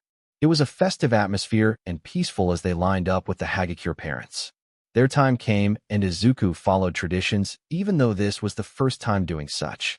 He knew the traditions and bowed his head in prayer. Help me keep the ones I love safe. Welcome back, Flux, and welcome Katsuki. Endeavor greeted the two hero students. A day had passed since Izuku had gotten back to the dorms with Toru, and he was in front of Endeavor once again. Izuku eyed the large scar on Endeavor's face due to the Nomu he fought off with Hawks. You seemed out chipper, he said hesitantly. His mood shifted and went back to his normal ways. I only accepted you two since Shoto asked me to. I would have rather had Shoto alone. Well, they're here, so deal with it. Shoto shot back to his father. While it was rude, it wasn't like before the sports festival when he would have said it with vitriol. Yes, yes. He waved Shoto's concerns off. Katsuki stayed quiet the whole while, and Endeavor looked at him. He stared at the blonde for a moment before looking at Izuku. Your profiles note that there is heavy animosity between the two of you. Will that be an issue? Izuku didn't even glance at Katsuki as he answered. I know when to be professional. Same here, Katsuki grunted. The number one hero looked at them for a moment longer before nodding. Very well, then let's get going. He paused as he listened to his earpiece and then began to run. Keep up, he ordered over his shoulder. Izuku didn't need any of his hero uniform to use his quirk, so he didn't equip anything like Katsuki or Todoroki did as they ran after Endeavor. The number one hero looked like he was trying to outrun the students, but Izuku could see it was more of a hurry to get to the scene before anything occurred. To keep up while adding to his energy stores, he absorbed the gravity in his immediate area and blasted concentrated kinetic bursts for propulsion after Endeavor. It was still chilly, so he released some thermal energy for comfort as he followed the hero. Endeavor glances over at Izuku, but focuses back on the man in the sky not too far ahead. Glass from the surrounding buildings was pulled to him, and then launched at the streets while rambling about the end time like a lunatic. Endeavor moved to intercept the attack with a flaming fist, and Izuku rocketed to grab the villain. He tried to go into an alleyway but slumped limbless as Izuku reached his area of influence. His stamina drained into unconsciousness. Izuku stopped his momentum by touching the building wall and absorbing the kinetic energy from himself. He looked down the alleyway to see Hawks with others similarly dressed like the villain. DMN, you're sure quick. Hawks praised Izuku with a lazy grin. He poked the head villain with his boot. What did you do? I'd like to know that as well. Endeavor came up behind Izuku. Absorbed his stamina, Izuku said plainly as Katsuki arrived with Todoroki. He'll wake up exhausted. Hawks quirked up an eyebrow. So what? You've got his stamina now? Izuku nodded. Very useful to stay awake an extra day or boost your energy. He showed it by sending a small bit of stamina to Hawks. He visibly perked up and shivered. Holy hell, kid. He looked to Endeavor. I want him, he can replace my coffee. Granted, I'll still drink it, but DMN, that's way more effective. I'll give you anything. He pleaded to the number one hero. Endeavor crossed his arms. If you needed to contact me, you could have just done so, he said. Izuku watched on quietly as he tried to understand what was going on between the two. Hawks shrugged. I was just passing by. The police come up at that moment and begin to take away the villains from Hawks and Izuku. He tells the police what he did, and they nod to pass along Star Servant's condition. You know, Tokoyami told me a bit about you, Hawks said to Izuku. He says that you're a very knowledgeable person with awesome power. What do you think of that? He asked, curiously leaning closer, as if he could see into Izuku's mind easier. Izuku watched him in return. I like information and do have information about many things and people, from villains to heroes to people of power. Whether that information is of any use. Izuku shrugged and didn't mention the second part of Hawk's question. The number 2 hero hummed and leaned back. He posed with his hand on his chin and nodded. I like you. Tell me what you think of this. He handed over a Meta Liberation War book from his jacket pocket. He took the book and looked it over before looking back at Hawks. I think the idea is nice, but would need lots of regulations for it to work. Infrastructures would have to accommodate even more than what we have. Lanes for speeding people, strengthened roads for giants' transformations and their weight, a new police force between heroes, and what we have now just to keep up with people flying or leaping from building to building. Those are just the transportation changes. What about the idea of people using their quirks for work? Jobs will become a premium for those who have the right quirk, and those who don't will be kicked to the curb. If this would ever come true, then it would have to become a gradual change over decades. The ideology of Destro is not a bad one, but his ideas have been twisted in recent years. Izuku stopped his lecture and flipping through the book to look at Hawks. Hawks was back to leaning forward in interest at what the young man was saying. Go on, what was changed? He asked. The absorber took note of Endeavor, Katsuki, and Shoto being near and listening to their conversation. He pushed them out of his mind and focused back on Hawks. The newer ideology of the followers of this book think more radically. It changed from being free to use quirks as a human right to a hierarchy of stronger quirks to weaker ones. A caste system where I would be a young MSTR at the higher tier while we watch over the lower castes. That's not to mention when a young MSTR becomes too strong for the great MSTRs, and they decide they don't like the threat of the young ones becoming too strong. Keep the status quo. Then we slowly slink into getting rid of those rising MSTRs. And that's all while ignoring the quirkless. They would be eradicated one and all. Young MSTR, huh? You think highly of yourself. Hawks tried to joke, but inside he agreed with everything the young man said. Izuku shrugged and handed the book back. I'm the top of my class. It would only make sense. Hawks took the book, wrote something on the inside, and handed it back. For my fan, he said, winking, and moved to talk to Endeavor. Taking the book, he looked inside to see Hawk's phone number and a note to contact him if he ever wanted to debate or chat. Izuku hummed in thought and watched Hawks pull out another Meta Liberation War book and handed it to Endeavor. This one looked more worn and had dog-eared pages with post-it notes in between. He took all that in with interest and slid the book into his briefcase with his hero's suit. The 3 students arrived at the agency not long after. Endeavor left the 3 to read the book while his sidekicks greeted the trio. Izuku had met most of the sidekicks of Endeavor the first time around. Burning wasted no time in greeting Izuku by pulling him into a side hug. Is that a smile I see? Who are you and what have you done with that brooding boy from before? Burning poked and prodded him in good nature. She stopped and looked closely at him before laughing. It was that invisible girl, wasn't it? She said, grinning. Izuku smiled softly and nodded. In part, yes. Burning barked out a laugh. Let me guess, she made the first move? When Izuku didn't look at her or respond, she slapped him on the back with another hearty laugh. You best be careful with her kind then. He stumbled forward at the slap only to be caught by Shoto, who had a small grin on his face at the interaction. The other sidekicks knew of Shoto and let him be while they introduced themselves to Katsuki. The blonde greeted them with a polite tone but in short answers. They took him for a tour after they got changed into their hero suits. The other 2 joined Katsuki's tour even though they knew the agency well enough. An hour later, they were eating a light lunch when Endeavor came into the cafeteria and zeroed in on the trio. He made his way to them and announced, I'll be personally training you 3. Both Shoto and Izuku narrowed their eyes at him. The last time they interned with Endeavor, Izuku barely got any time in hand-to-hand combat with the man, but suddenly he wants to mentor the 3 of them equally. He worked with Shoto alone last time and shoved Izuku to Burnin's capable hands. Izuku spoke first. Why not just do the same thing as last time with me going with Burnin? He had a feeling it had to do with the book Hawks gave to him. Maybe a hidden message? Endeavor stared at Izuku for a long moment before saying, "It's better to prepare you all for the worst." Katsuki furrowed his brows. What would the worst entail? The other two boys nodded at his question and looked at the flaming man. You don't need to worry about that at the moment. Meet me in the gym. With that, he turned and left the trio looking at each other. I need to reread that book, Izuku muttered as he got up. The other two followed soon after. The gym was mostly the same as the last time Izuku went to it. Some exercise machines, weights, and a large area for light sparring. He wonders if the large gym where Izuku and Endeavor sparred was fixed already or not.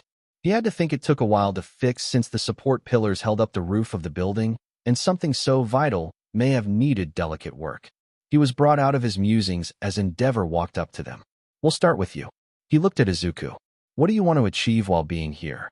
Izuku hummed for a moment before saying, more energy is always good, and you release lots of waste thermal energy. I want to MSTR, or come close to string flying. What method are you using to fly? Endeavor asked. Gravity absorption. You can absorb gravity? Endeavor asked with mild surprise. Izuku nodded and showed by absorbing the gravity around him as he began to float. Any energy I come in contact with. The reason why he took so long to absorb gravity from Uraraka was because he had too many energies he was trying to adapt into his fighting style, and he was somewhat worried about the consequences of taking the gravity of an area, especially a commercial area with many buildings. He didn't want to accidentally collapse a building because the gravity shifted. Endeavor was quiet for a moment as he watched the area around Izuku begin to float as if they were in space. What about strong nuclear force and weak nuclear force? Have you absorbed them? Can you? He thought about the tremendous power 9F that alone. Izuku held up his hand and made a SOSO motion. I should be able to if I got a good showing of the energy. But I don't think it's a great idea for multiple reasons. First and foremost, I can't manipulate the energies I absorb. They come in and out, that's it. And one small mistake with those energies would cause a massive chain reaction that I might not be able to contain. Finally, even if I wanted to gain it, it would slow me. Down to try. And learn such an incredibly complex energy alongside gravity. Endeavor nodded along as he listened. All the while his sidekicks and the other two watched on as Izuku rapid-fired words, and the number one hero understood everything he said. Good. That's something we'll begin to work on. Maybe having Hawks help you with flight isn't a terrible idea. He moved on to Katsuki. What do you wish to achieve while here? Katsuki looked at his hands and said, I want more control over my explosion. I can avoid collateral damage easily enough, but I want more to come from them. He finished and looked up at the number one hero. Endeavor nodded. Good, Shoto. He turned to his son. More fire. He said simply with a shrug. My specialty. Endeavor snorted. Endeavor gave the three interns a task or goal of capturing a villain before he did. He explained how heroes are required to know their surroundings at all times and be ready to move at a moment's notice. He gave them the challenge of capturing a villain before he did, and Izuku did it within the hour of their patrol. Sure, Endeavor had the advantage of experience and the hero network in his ear, but Izuku just had that raw power to speed ahead of the number one hero and absorb the stamina of a villain trying to run away on a motorcycle. Endeavor gave him a nod at the successful task, but was a bit bitter at having his goal completed so quickly. It was hard to compete with Izuku in speed when he could just absorb the gravity around him, speed into a wall without injuries or damage to the wall, and then use that absorbed kinetic energy to blast in the correct direction. They move on with the patrol and continue to learn from Endeavor. He explains about using their quirks full power without causing collateral damage all around. The week passes with the same process of Endeavor giving them real-world experience and training them back at the agency if they require it. Izuku leapt on the chance to continue his hand-to-hand combat with Endeavor since he had lapsed in that since the first internship with him. Endeavor gave a small hum of annoyance as the four walked down the street. His ever-present heat was closer to his skin ever since Flux joined his agency once again. He turned his head just enough to look over his shoulder at the small green-haired boy whose eyes never stopped moving more than a second. Must you always take my heat away? Izuku's eyes flickered to the large man leading their patrol and then continued scanning the area. He shrugged in answer. It's free energy, I'm just recycling. Save the planet and all that. His eyes crinkled the slightest about. Shoto, a bit behind him, snorted at Izuku's answer, but his face barely shifted from his neutral expression. Katsuki expelled a small huff from his nose to signal his amusement at Endeavor's plight. "Aren't you always absorbing thermal energy?" Shoto asked. "I'm always absorbing energy in general. Thermal now, light later, sound and kinetic around my feet, and electricity from the static in the air. It's best to get thermal when I'm high in the air, since taking all the thermal energy up there won't cause any damage, and I can take as much as I can reach." Izuku looked up into the cloudy sky and imagined what would happen if he absorbed all the thermal energy in a cloud. Endeavor listened to Flux speak as he also continued to scan the area. "How can you discern which energy is which? Thermal and kinetic are not very different, are they not? Molecules vibrate at different speeds," he asked while not keeping his eyes off the crowds. "They are very similar, but my quirk separates them into their own cores. I tried to use one for another, but it doesn't work. I can't manipulate the energies, just take them in and release them." "Cores?" Katsuki asked. "Like a bucket," Shoto murmured. Izuku eyed both of his classmates for entirely different reasons. He wanted to laugh at the analogy of his quirk being a bucket, but grudgingly answered Katsuki. "I can feel the energies collect inside me into cores. Each one feels different. Thermal wants to be used and ready to spread. Nothing like gravity, which wants to compress ever more. That's nothing on quirk energy, which is unique on its own." He showed an example by holding a bead of the explosive quirk energy he got from the first internship with Endeavor. "Each is very different as far as I've seen. My biggest drawback is that I can't control the energies. As Shoto said, I'm a bucket."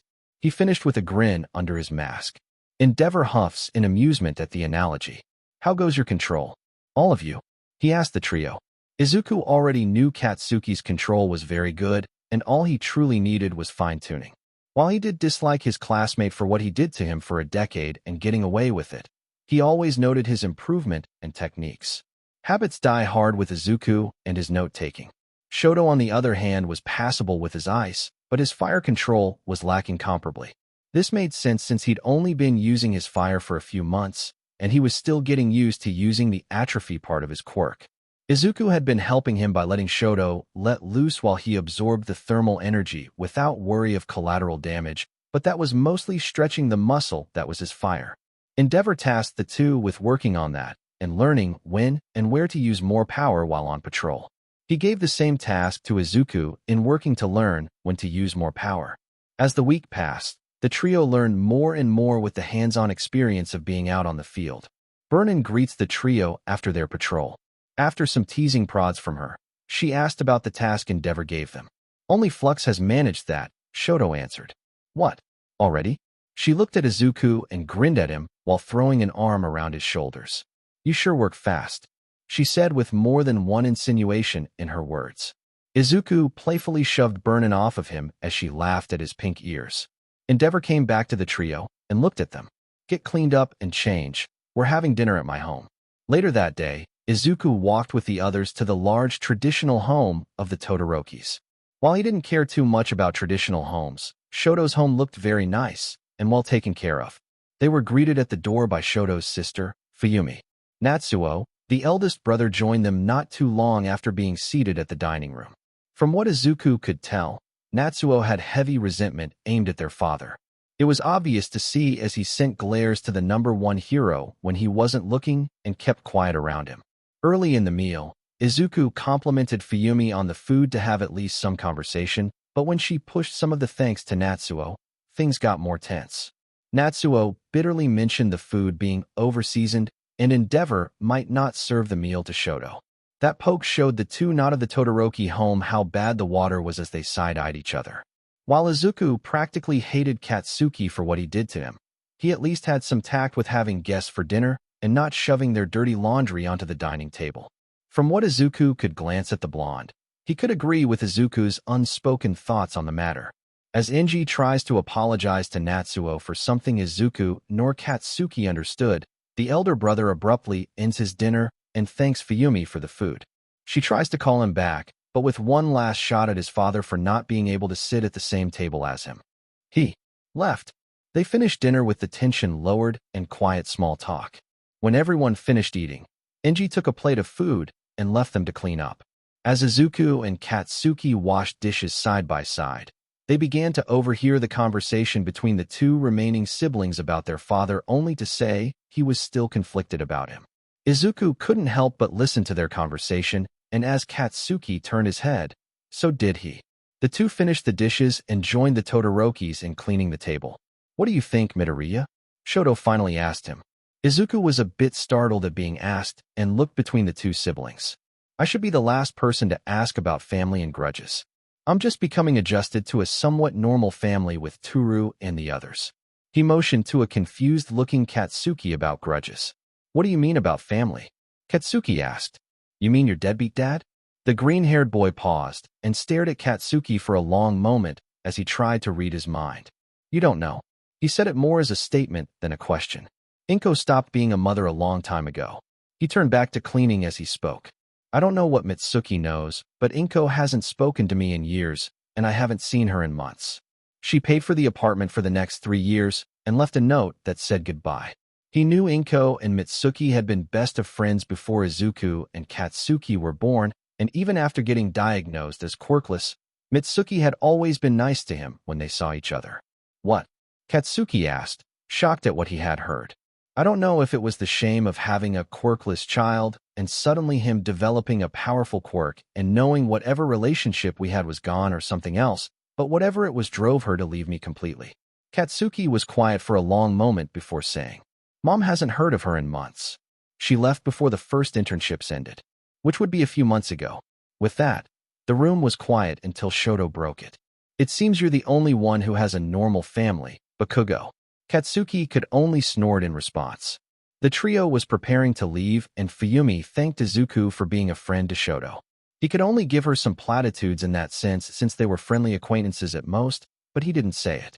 Enji soon came out and got ready to take the trio to the school dorms. With one final thanks to Fuyumi for the meal, the four of them load into the car waiting for them. The three were cramped together in the back, while Enji took the passenger seat with the chauffeur driving. "What the blazes?" the chauffeur exclaimed as he swerved the car to avoid running over a villain holding Natsuo hostage. Endeavor wasted no time in busting out of the vehicle with his flames burning hot as he confronted the villain holding Natsuo. Endeavor moves to stop the villain from hurting his son, but falters when he sees Natsuo in the crossfire. By then, Izuku and the other two joined in the fight to save the oldest Todoroki sibling. Shoto took the lead by blasting flames at the road lines the villain was controlling, while Katsuki propelled himself towards Natsuo and separated him from the villain. Seeing his hostage escape, the villain began to toss cars into the air to force Endeavor to use lethal force on the villain like he wanted. Izuku took care of the cars and the victims inside the cars as he absorbed the gravity and kinetic energy from each vehicle before quickly setting them down on the road. His flight was still a work in progress, but helped immensely in the task. Shoto landed a fire fist on the villain's head and subdued him as Endeavor checked on his son. Izuku let that drama play out as he checked on the drives of the cars he floated. He was glad to see them all safe and sound. Only one threw up upon opening their car door due to the nausea of being thrown and then losing the gravity, holding them to the earth. Izuku helped them by patting their backs. It didn't take long before the police showed up and took the villain away. Izuku looked from a distance as Endeavor talked to his oldest son. He didn't care to try and listen in. He could guess it had to do with their whole family problems. He had no interest in inserting himself into that, but if Shoto needed a friend to help, he would do so.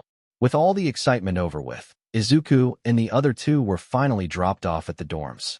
Their internship with Endeavor would continue when school started again, for days a week. The trio split off to do their own things. Izuku was no different as he looked around for his family. He pursed his lips slightly when he didn't see them in their usual spot in the common room. He shrugged and made his way to his room to drop off his stuff. When he got closer to the room, he sensed multiple people inside. With a grin, he opened the door to see almost everyone in his friend group splayed out in his room.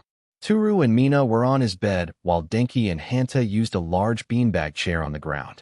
Hyuka was seated against Izuku's bed frame with her phone on her lap. The only two missing were Uraraka and Tsuyu, who were probably on their way back from their internship. "Yo!" Mina greeted him first from his bed. She rolled over to look at him, right side up, and grinned at him. Izuku raised an eyebrow at all of them. Since when did you guys have keys to my room? Everyone looked at each other and shrugged unanimously. Like a week after we moved in, Denki said while picking at his ear. He pulled his finger out and blew on it to get rid of anything he picked up. Hyuka looked at Denki with disgust at the display. It was Turu's idea. Well, we needed a hangout spot, so I chose this, Turu said sitting crisscross on his bed. Izuku could see the smile on her face and shrugged. I don't mind, but why my room? He walked in and dropped off his hero suit in his closet. Why not your rooms? Yours is the biggest, Mina said immediately. Izuku gave her a flat look. They are all the same size. He only got a grin in response, so he shrugged and joined Turu on his bed.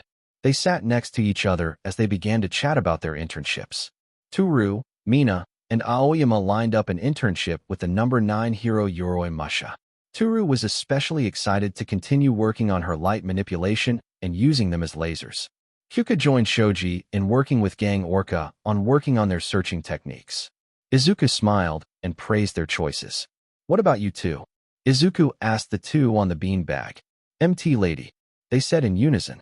Izuku tilted his head in thought. Why her? Denki swished his hair dramatically. Unlike you all, we don't have the luxury to choose a top ranker. We graciously accepted Minetta's invitation to work with him. Also, Minetta said working with her was pretty chill, Hanta added. That too. Denki nodded. There was a knock on Izuku's door in Uraraka, and Tsu peeked inside before walking in with smiles. They carried a beanbag chair and a pillow to sit on. The two were greeted happily, and they joined in the conversation. Izuku leaned back on his bed and smiled contentedly at the atmosphere they created. Turu leaned against his shoulder and held his hand, happy to see him happy. In hero studies the next day, they were gathered up to show off what they had been working on. Izuku watched on with interest as he mentally took notes on some of his classmates cooked up with their quirks. While nothing revolutionary, it was still very interesting for a quirk nerd to watch. Mina showed off her Acid Man super move and compared herself to Kirishima's super move Unbreakable in their similarities. Kirishima was happy to see the mimicry. For his part, Kirishima showed off using his Unbreakable super move on select parts of his body to great effect. Turu for her part shot lasers with the help of Aoyama and redirected them with ease. Even to the degree where she took off her glove to shoot lasers from her fingertips in 5 different directions. She was especially proud of that move. All the while she still hid her ability to become visible to most of everyone. She wanted to keep that one a secret. Of course, her closest friends knew and saw it. Mina was especially happy to take hundreds of pictures together with her. Uraraka's turn came up, and she showed an increase to power that most of them didn't expect. While she showed off her regular moves of floating the attacking robots, she moved to show off her newest super move, Kinetic Bombardment. She floated up to the floating robots and used them as projectiles as she pushed the absorbed gravity from everything floating. The effect was a robot 20 meters in the air shooting down with the mass of dozens of robots and impacting the standing robot. The two were obliterated under the mass. My goodness, young Uraraka, that was marvelous. All Might praised her with a beaming smile. Uraraka blushed under the praise and took it happily. She shot Izuku a thankful smile, as it was with his help she could push the mass into other objects. Finally, came Izuku's turn. He stepped up to the starting area and began by having the gravity in his immediate area be absorbed. Everyone watched as his hair began to float and the smallest debris around him while he lifted off the ground. Then with a crack of kinetic energy, he zoomed forward toward the robot.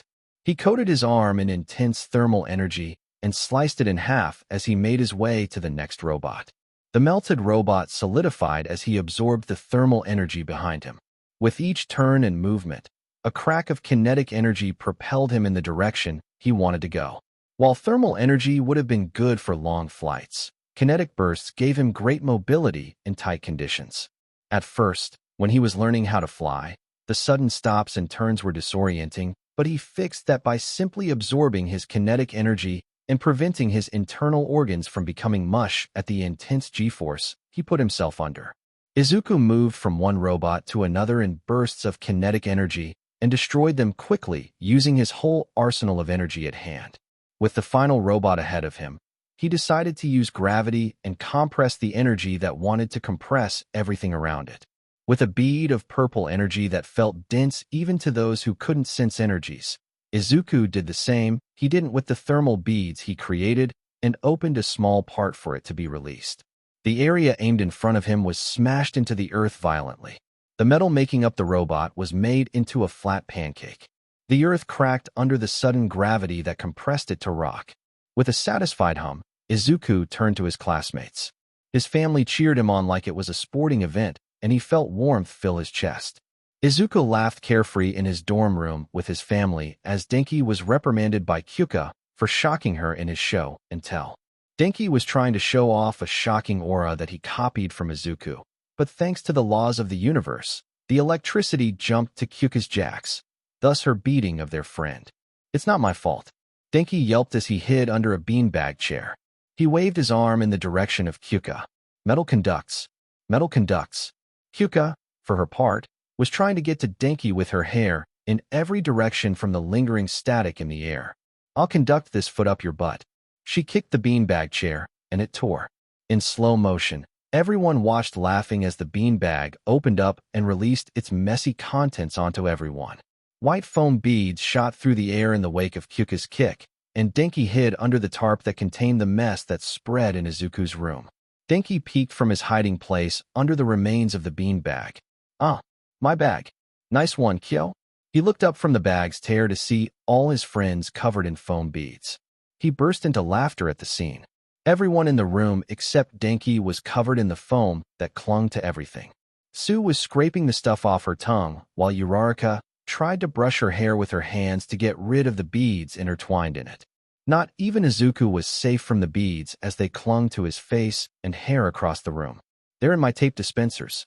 Hanta cried out as he pulled the tape from his arms in a futile attempt to clear it from foam. Why are they sticking to my horns? Mina ummed out as she tried to wipe the foam away, but they kept going around her hand and continued to stick to her. And my hair. Denki, stop laughing. So you managed to get the last one off her tongue and then spoke. I believe it is because of the shocking aura from before. The lingering static had to go somewhere, and we were the best option. Izuku was still grinning as he helped Toru get rid of the foam clinging to her face and hair. You're not wrong, Sue. Then absorbed the lingering static. Uraraka cried out as she got rid of a handful of foam from her hair only for more to replace them. Toru tried to speak, but some got caught in her mouth, and she tried to spit them out by blowing a raspberry. She inadvertently turned her head to the side, and some spittle covered Izuku's face. I'm so sorry. She used her hands to wipe Izuku's face, but only managed to smear it further. Sorry, I'm making it worse. Denki, this is all your fault. Izuku laughed through the misfortune of the situation and focused on the static in the air and lingering on his family. He pulled it gently from them, and the foam clinging to them followed just for a bit until it all fell from the air. There were a few cries of static shocks, but he paid no mind to them. Then he pulled the static from Toru, and all the foam dropped from her. From there, they all chipped in to clean the mess in Izuku's room. It took a while, but they managed to gather just about all of the foam and stuff it in the torn bag. With some of Handa's tape, they sealed the beanbag chair, but it wasn't the same as before. It's droopy, Denki whined. That's what she said, so you said immediately in response. Huh. Hanta barked out a laugh. Sue. 3 girls said reproachfully. Nice. Mina, the only girl who laughed with Sue. She gave her a high five for it, and Sue croaked a smile. The tight-knit group relaxed in the room after that mess. Denki broke the calm silence first.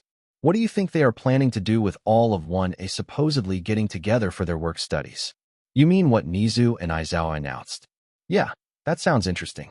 It can't be for training. Otherwise, we would do it here. Hanta furrowed his brows in thought. Izuku nodded with Hanta. I agree. I think it's something bigger. I've been getting a feeling that something has been building up. It's like a 7th sense.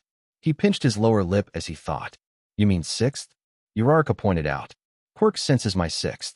Izuku countered. Well, technically, we all have more than just 5 senses. Like temperature, motion, and time. So you added. How can time be a sense? Denki asked. You can sense the passage of time thus. Time sense. Kyuka made a clock in the air with her ear jacks and pointed 1 second passing on the clock in the air. Isn't that learned, though? We don't learn to taste or hear. We just do. Mina argued. Oh, like if we never learned of time as a concept, we wouldn't sense time? Toru said. No, that doesn't make sense. Even if a child never knew what a clock or seconds were, they would still know time was passing. Izuku paused. Like if a child was raised in an underground home where they never knew of the sun and moon cycles, they would still know time was passing. That's a dark image. Sue looked at Izuku. The metaphoric child has all their necessities met and is happy. Izuku rolled his eyes and tried to appease Sue. Does the metaphoric child age? Denki asked. What kind of stupid question is that? Of course, the child would age. Kyuka looked incredulously at him. Then the child would sense time because they would see their body change. Denki argued. So if the child had like an age-lock quirk, they wouldn't have a sense of time? Hannah tried to reason. I don't believe that. They would get bored and sense moments pass as they stared at a wall or something. Even if they didn't age, they would sense it passing. Mina shook her head. Stare at a wall. Is that what you did when you were bored? Kyuka smirked at her friend. I liked to mess with electrical devices when I was bored. Dad had tons of stuff to tinker with. Denki said. Wait, we got way off topic. What were we talking about? Uraraka stopped the conversation from going down another tangent. Right. Izuku snapped his fingers. We were talking about something going on and everyone gathering for their work studies in a few days. Right. Stop derailing the conversation, Denki. Hanta gave a mock glare at his best friend. Denki looked at him with a betrayed look on his face. Just before he opened his mouth to say something, Toru rolled right over it. What do you think is going on? Denki pouted and faced the wall dejectedly. No one cares what Denki thinks, he said, hugging his knees to his chest and making circles on the wall with his finger. Mina patted him on the back in solidarity and just a bit of mockery. Izuku smirked at the scene. I think it's going to be some large operation. His smile faded a bit. At the beginning of my work study, Hawk spoke to Endeavor about something, and I think it caused Endeavor to ramp up our training. He pushed us harder than he did the first time I was with him after the sports festival. Hanta hummed in thought. Any ideas? What Hawk said? Izuku nodded. It had to do with him asking if we knew of Destro's book and his ideology.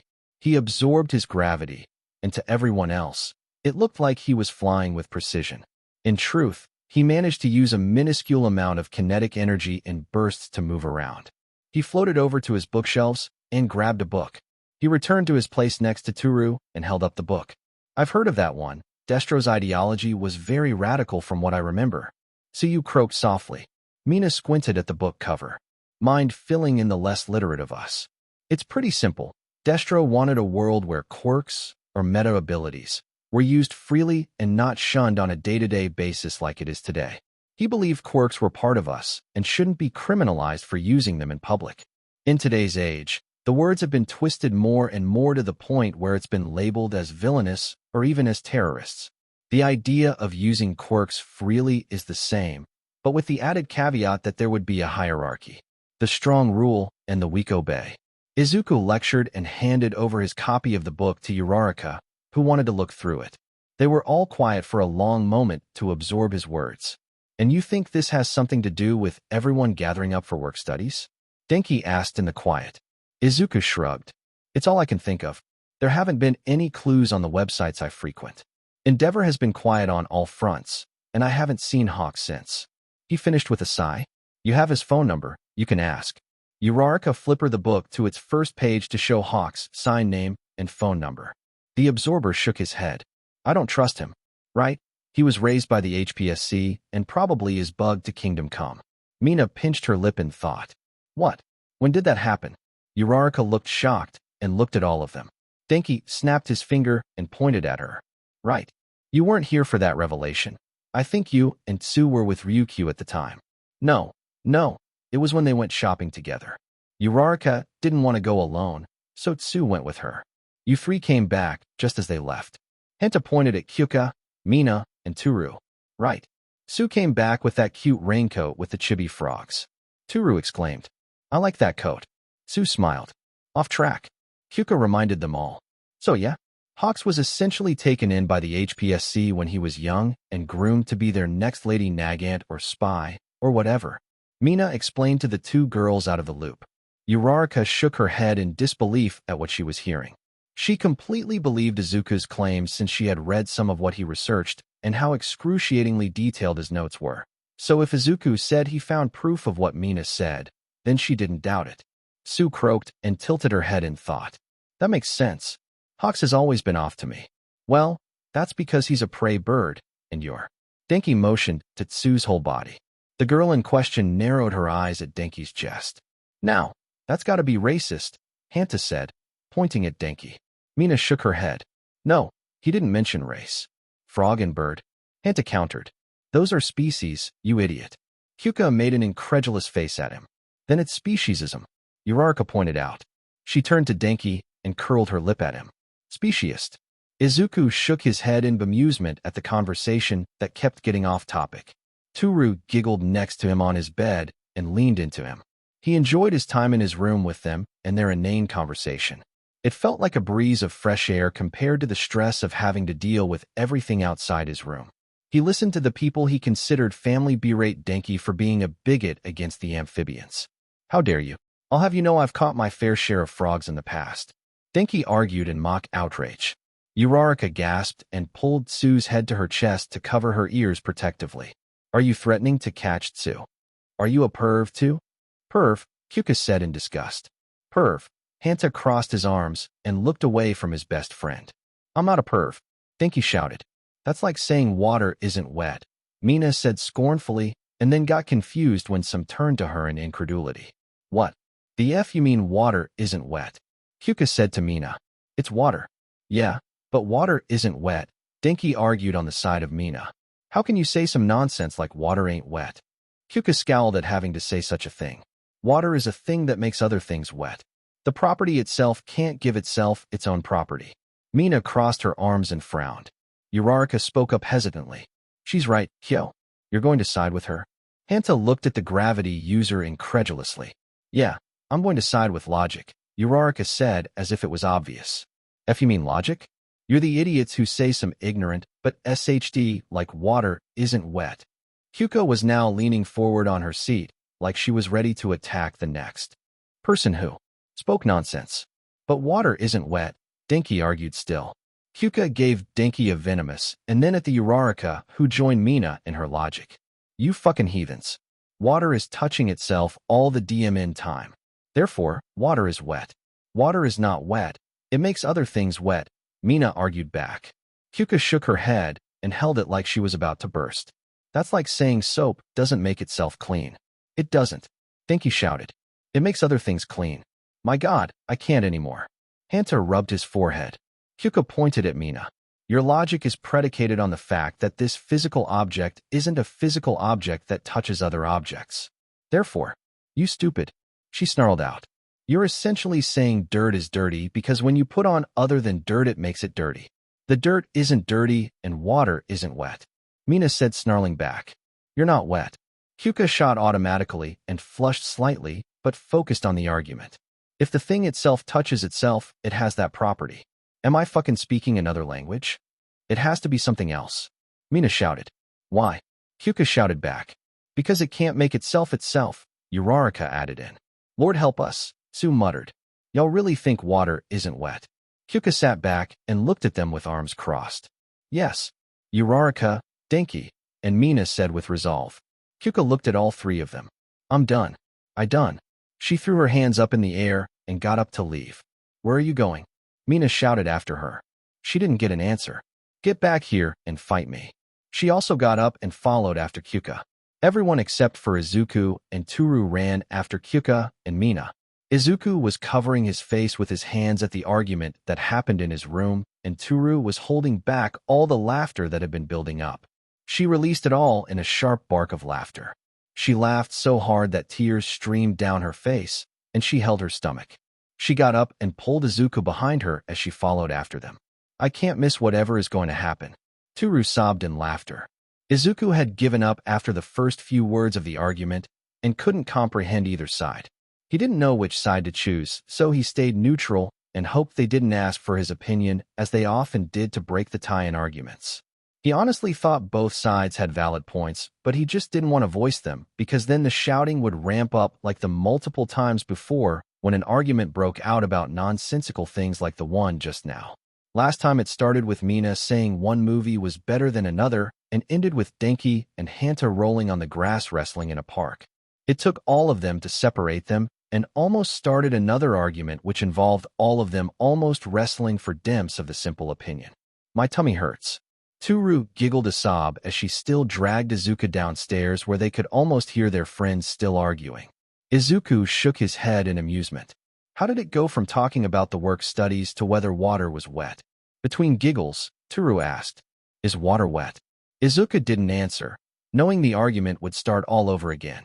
So, this was the end of this series. Stay tuned for next part of this series, and if you like this video, don't forget to like, share, and subscribe to our channel. Until next time.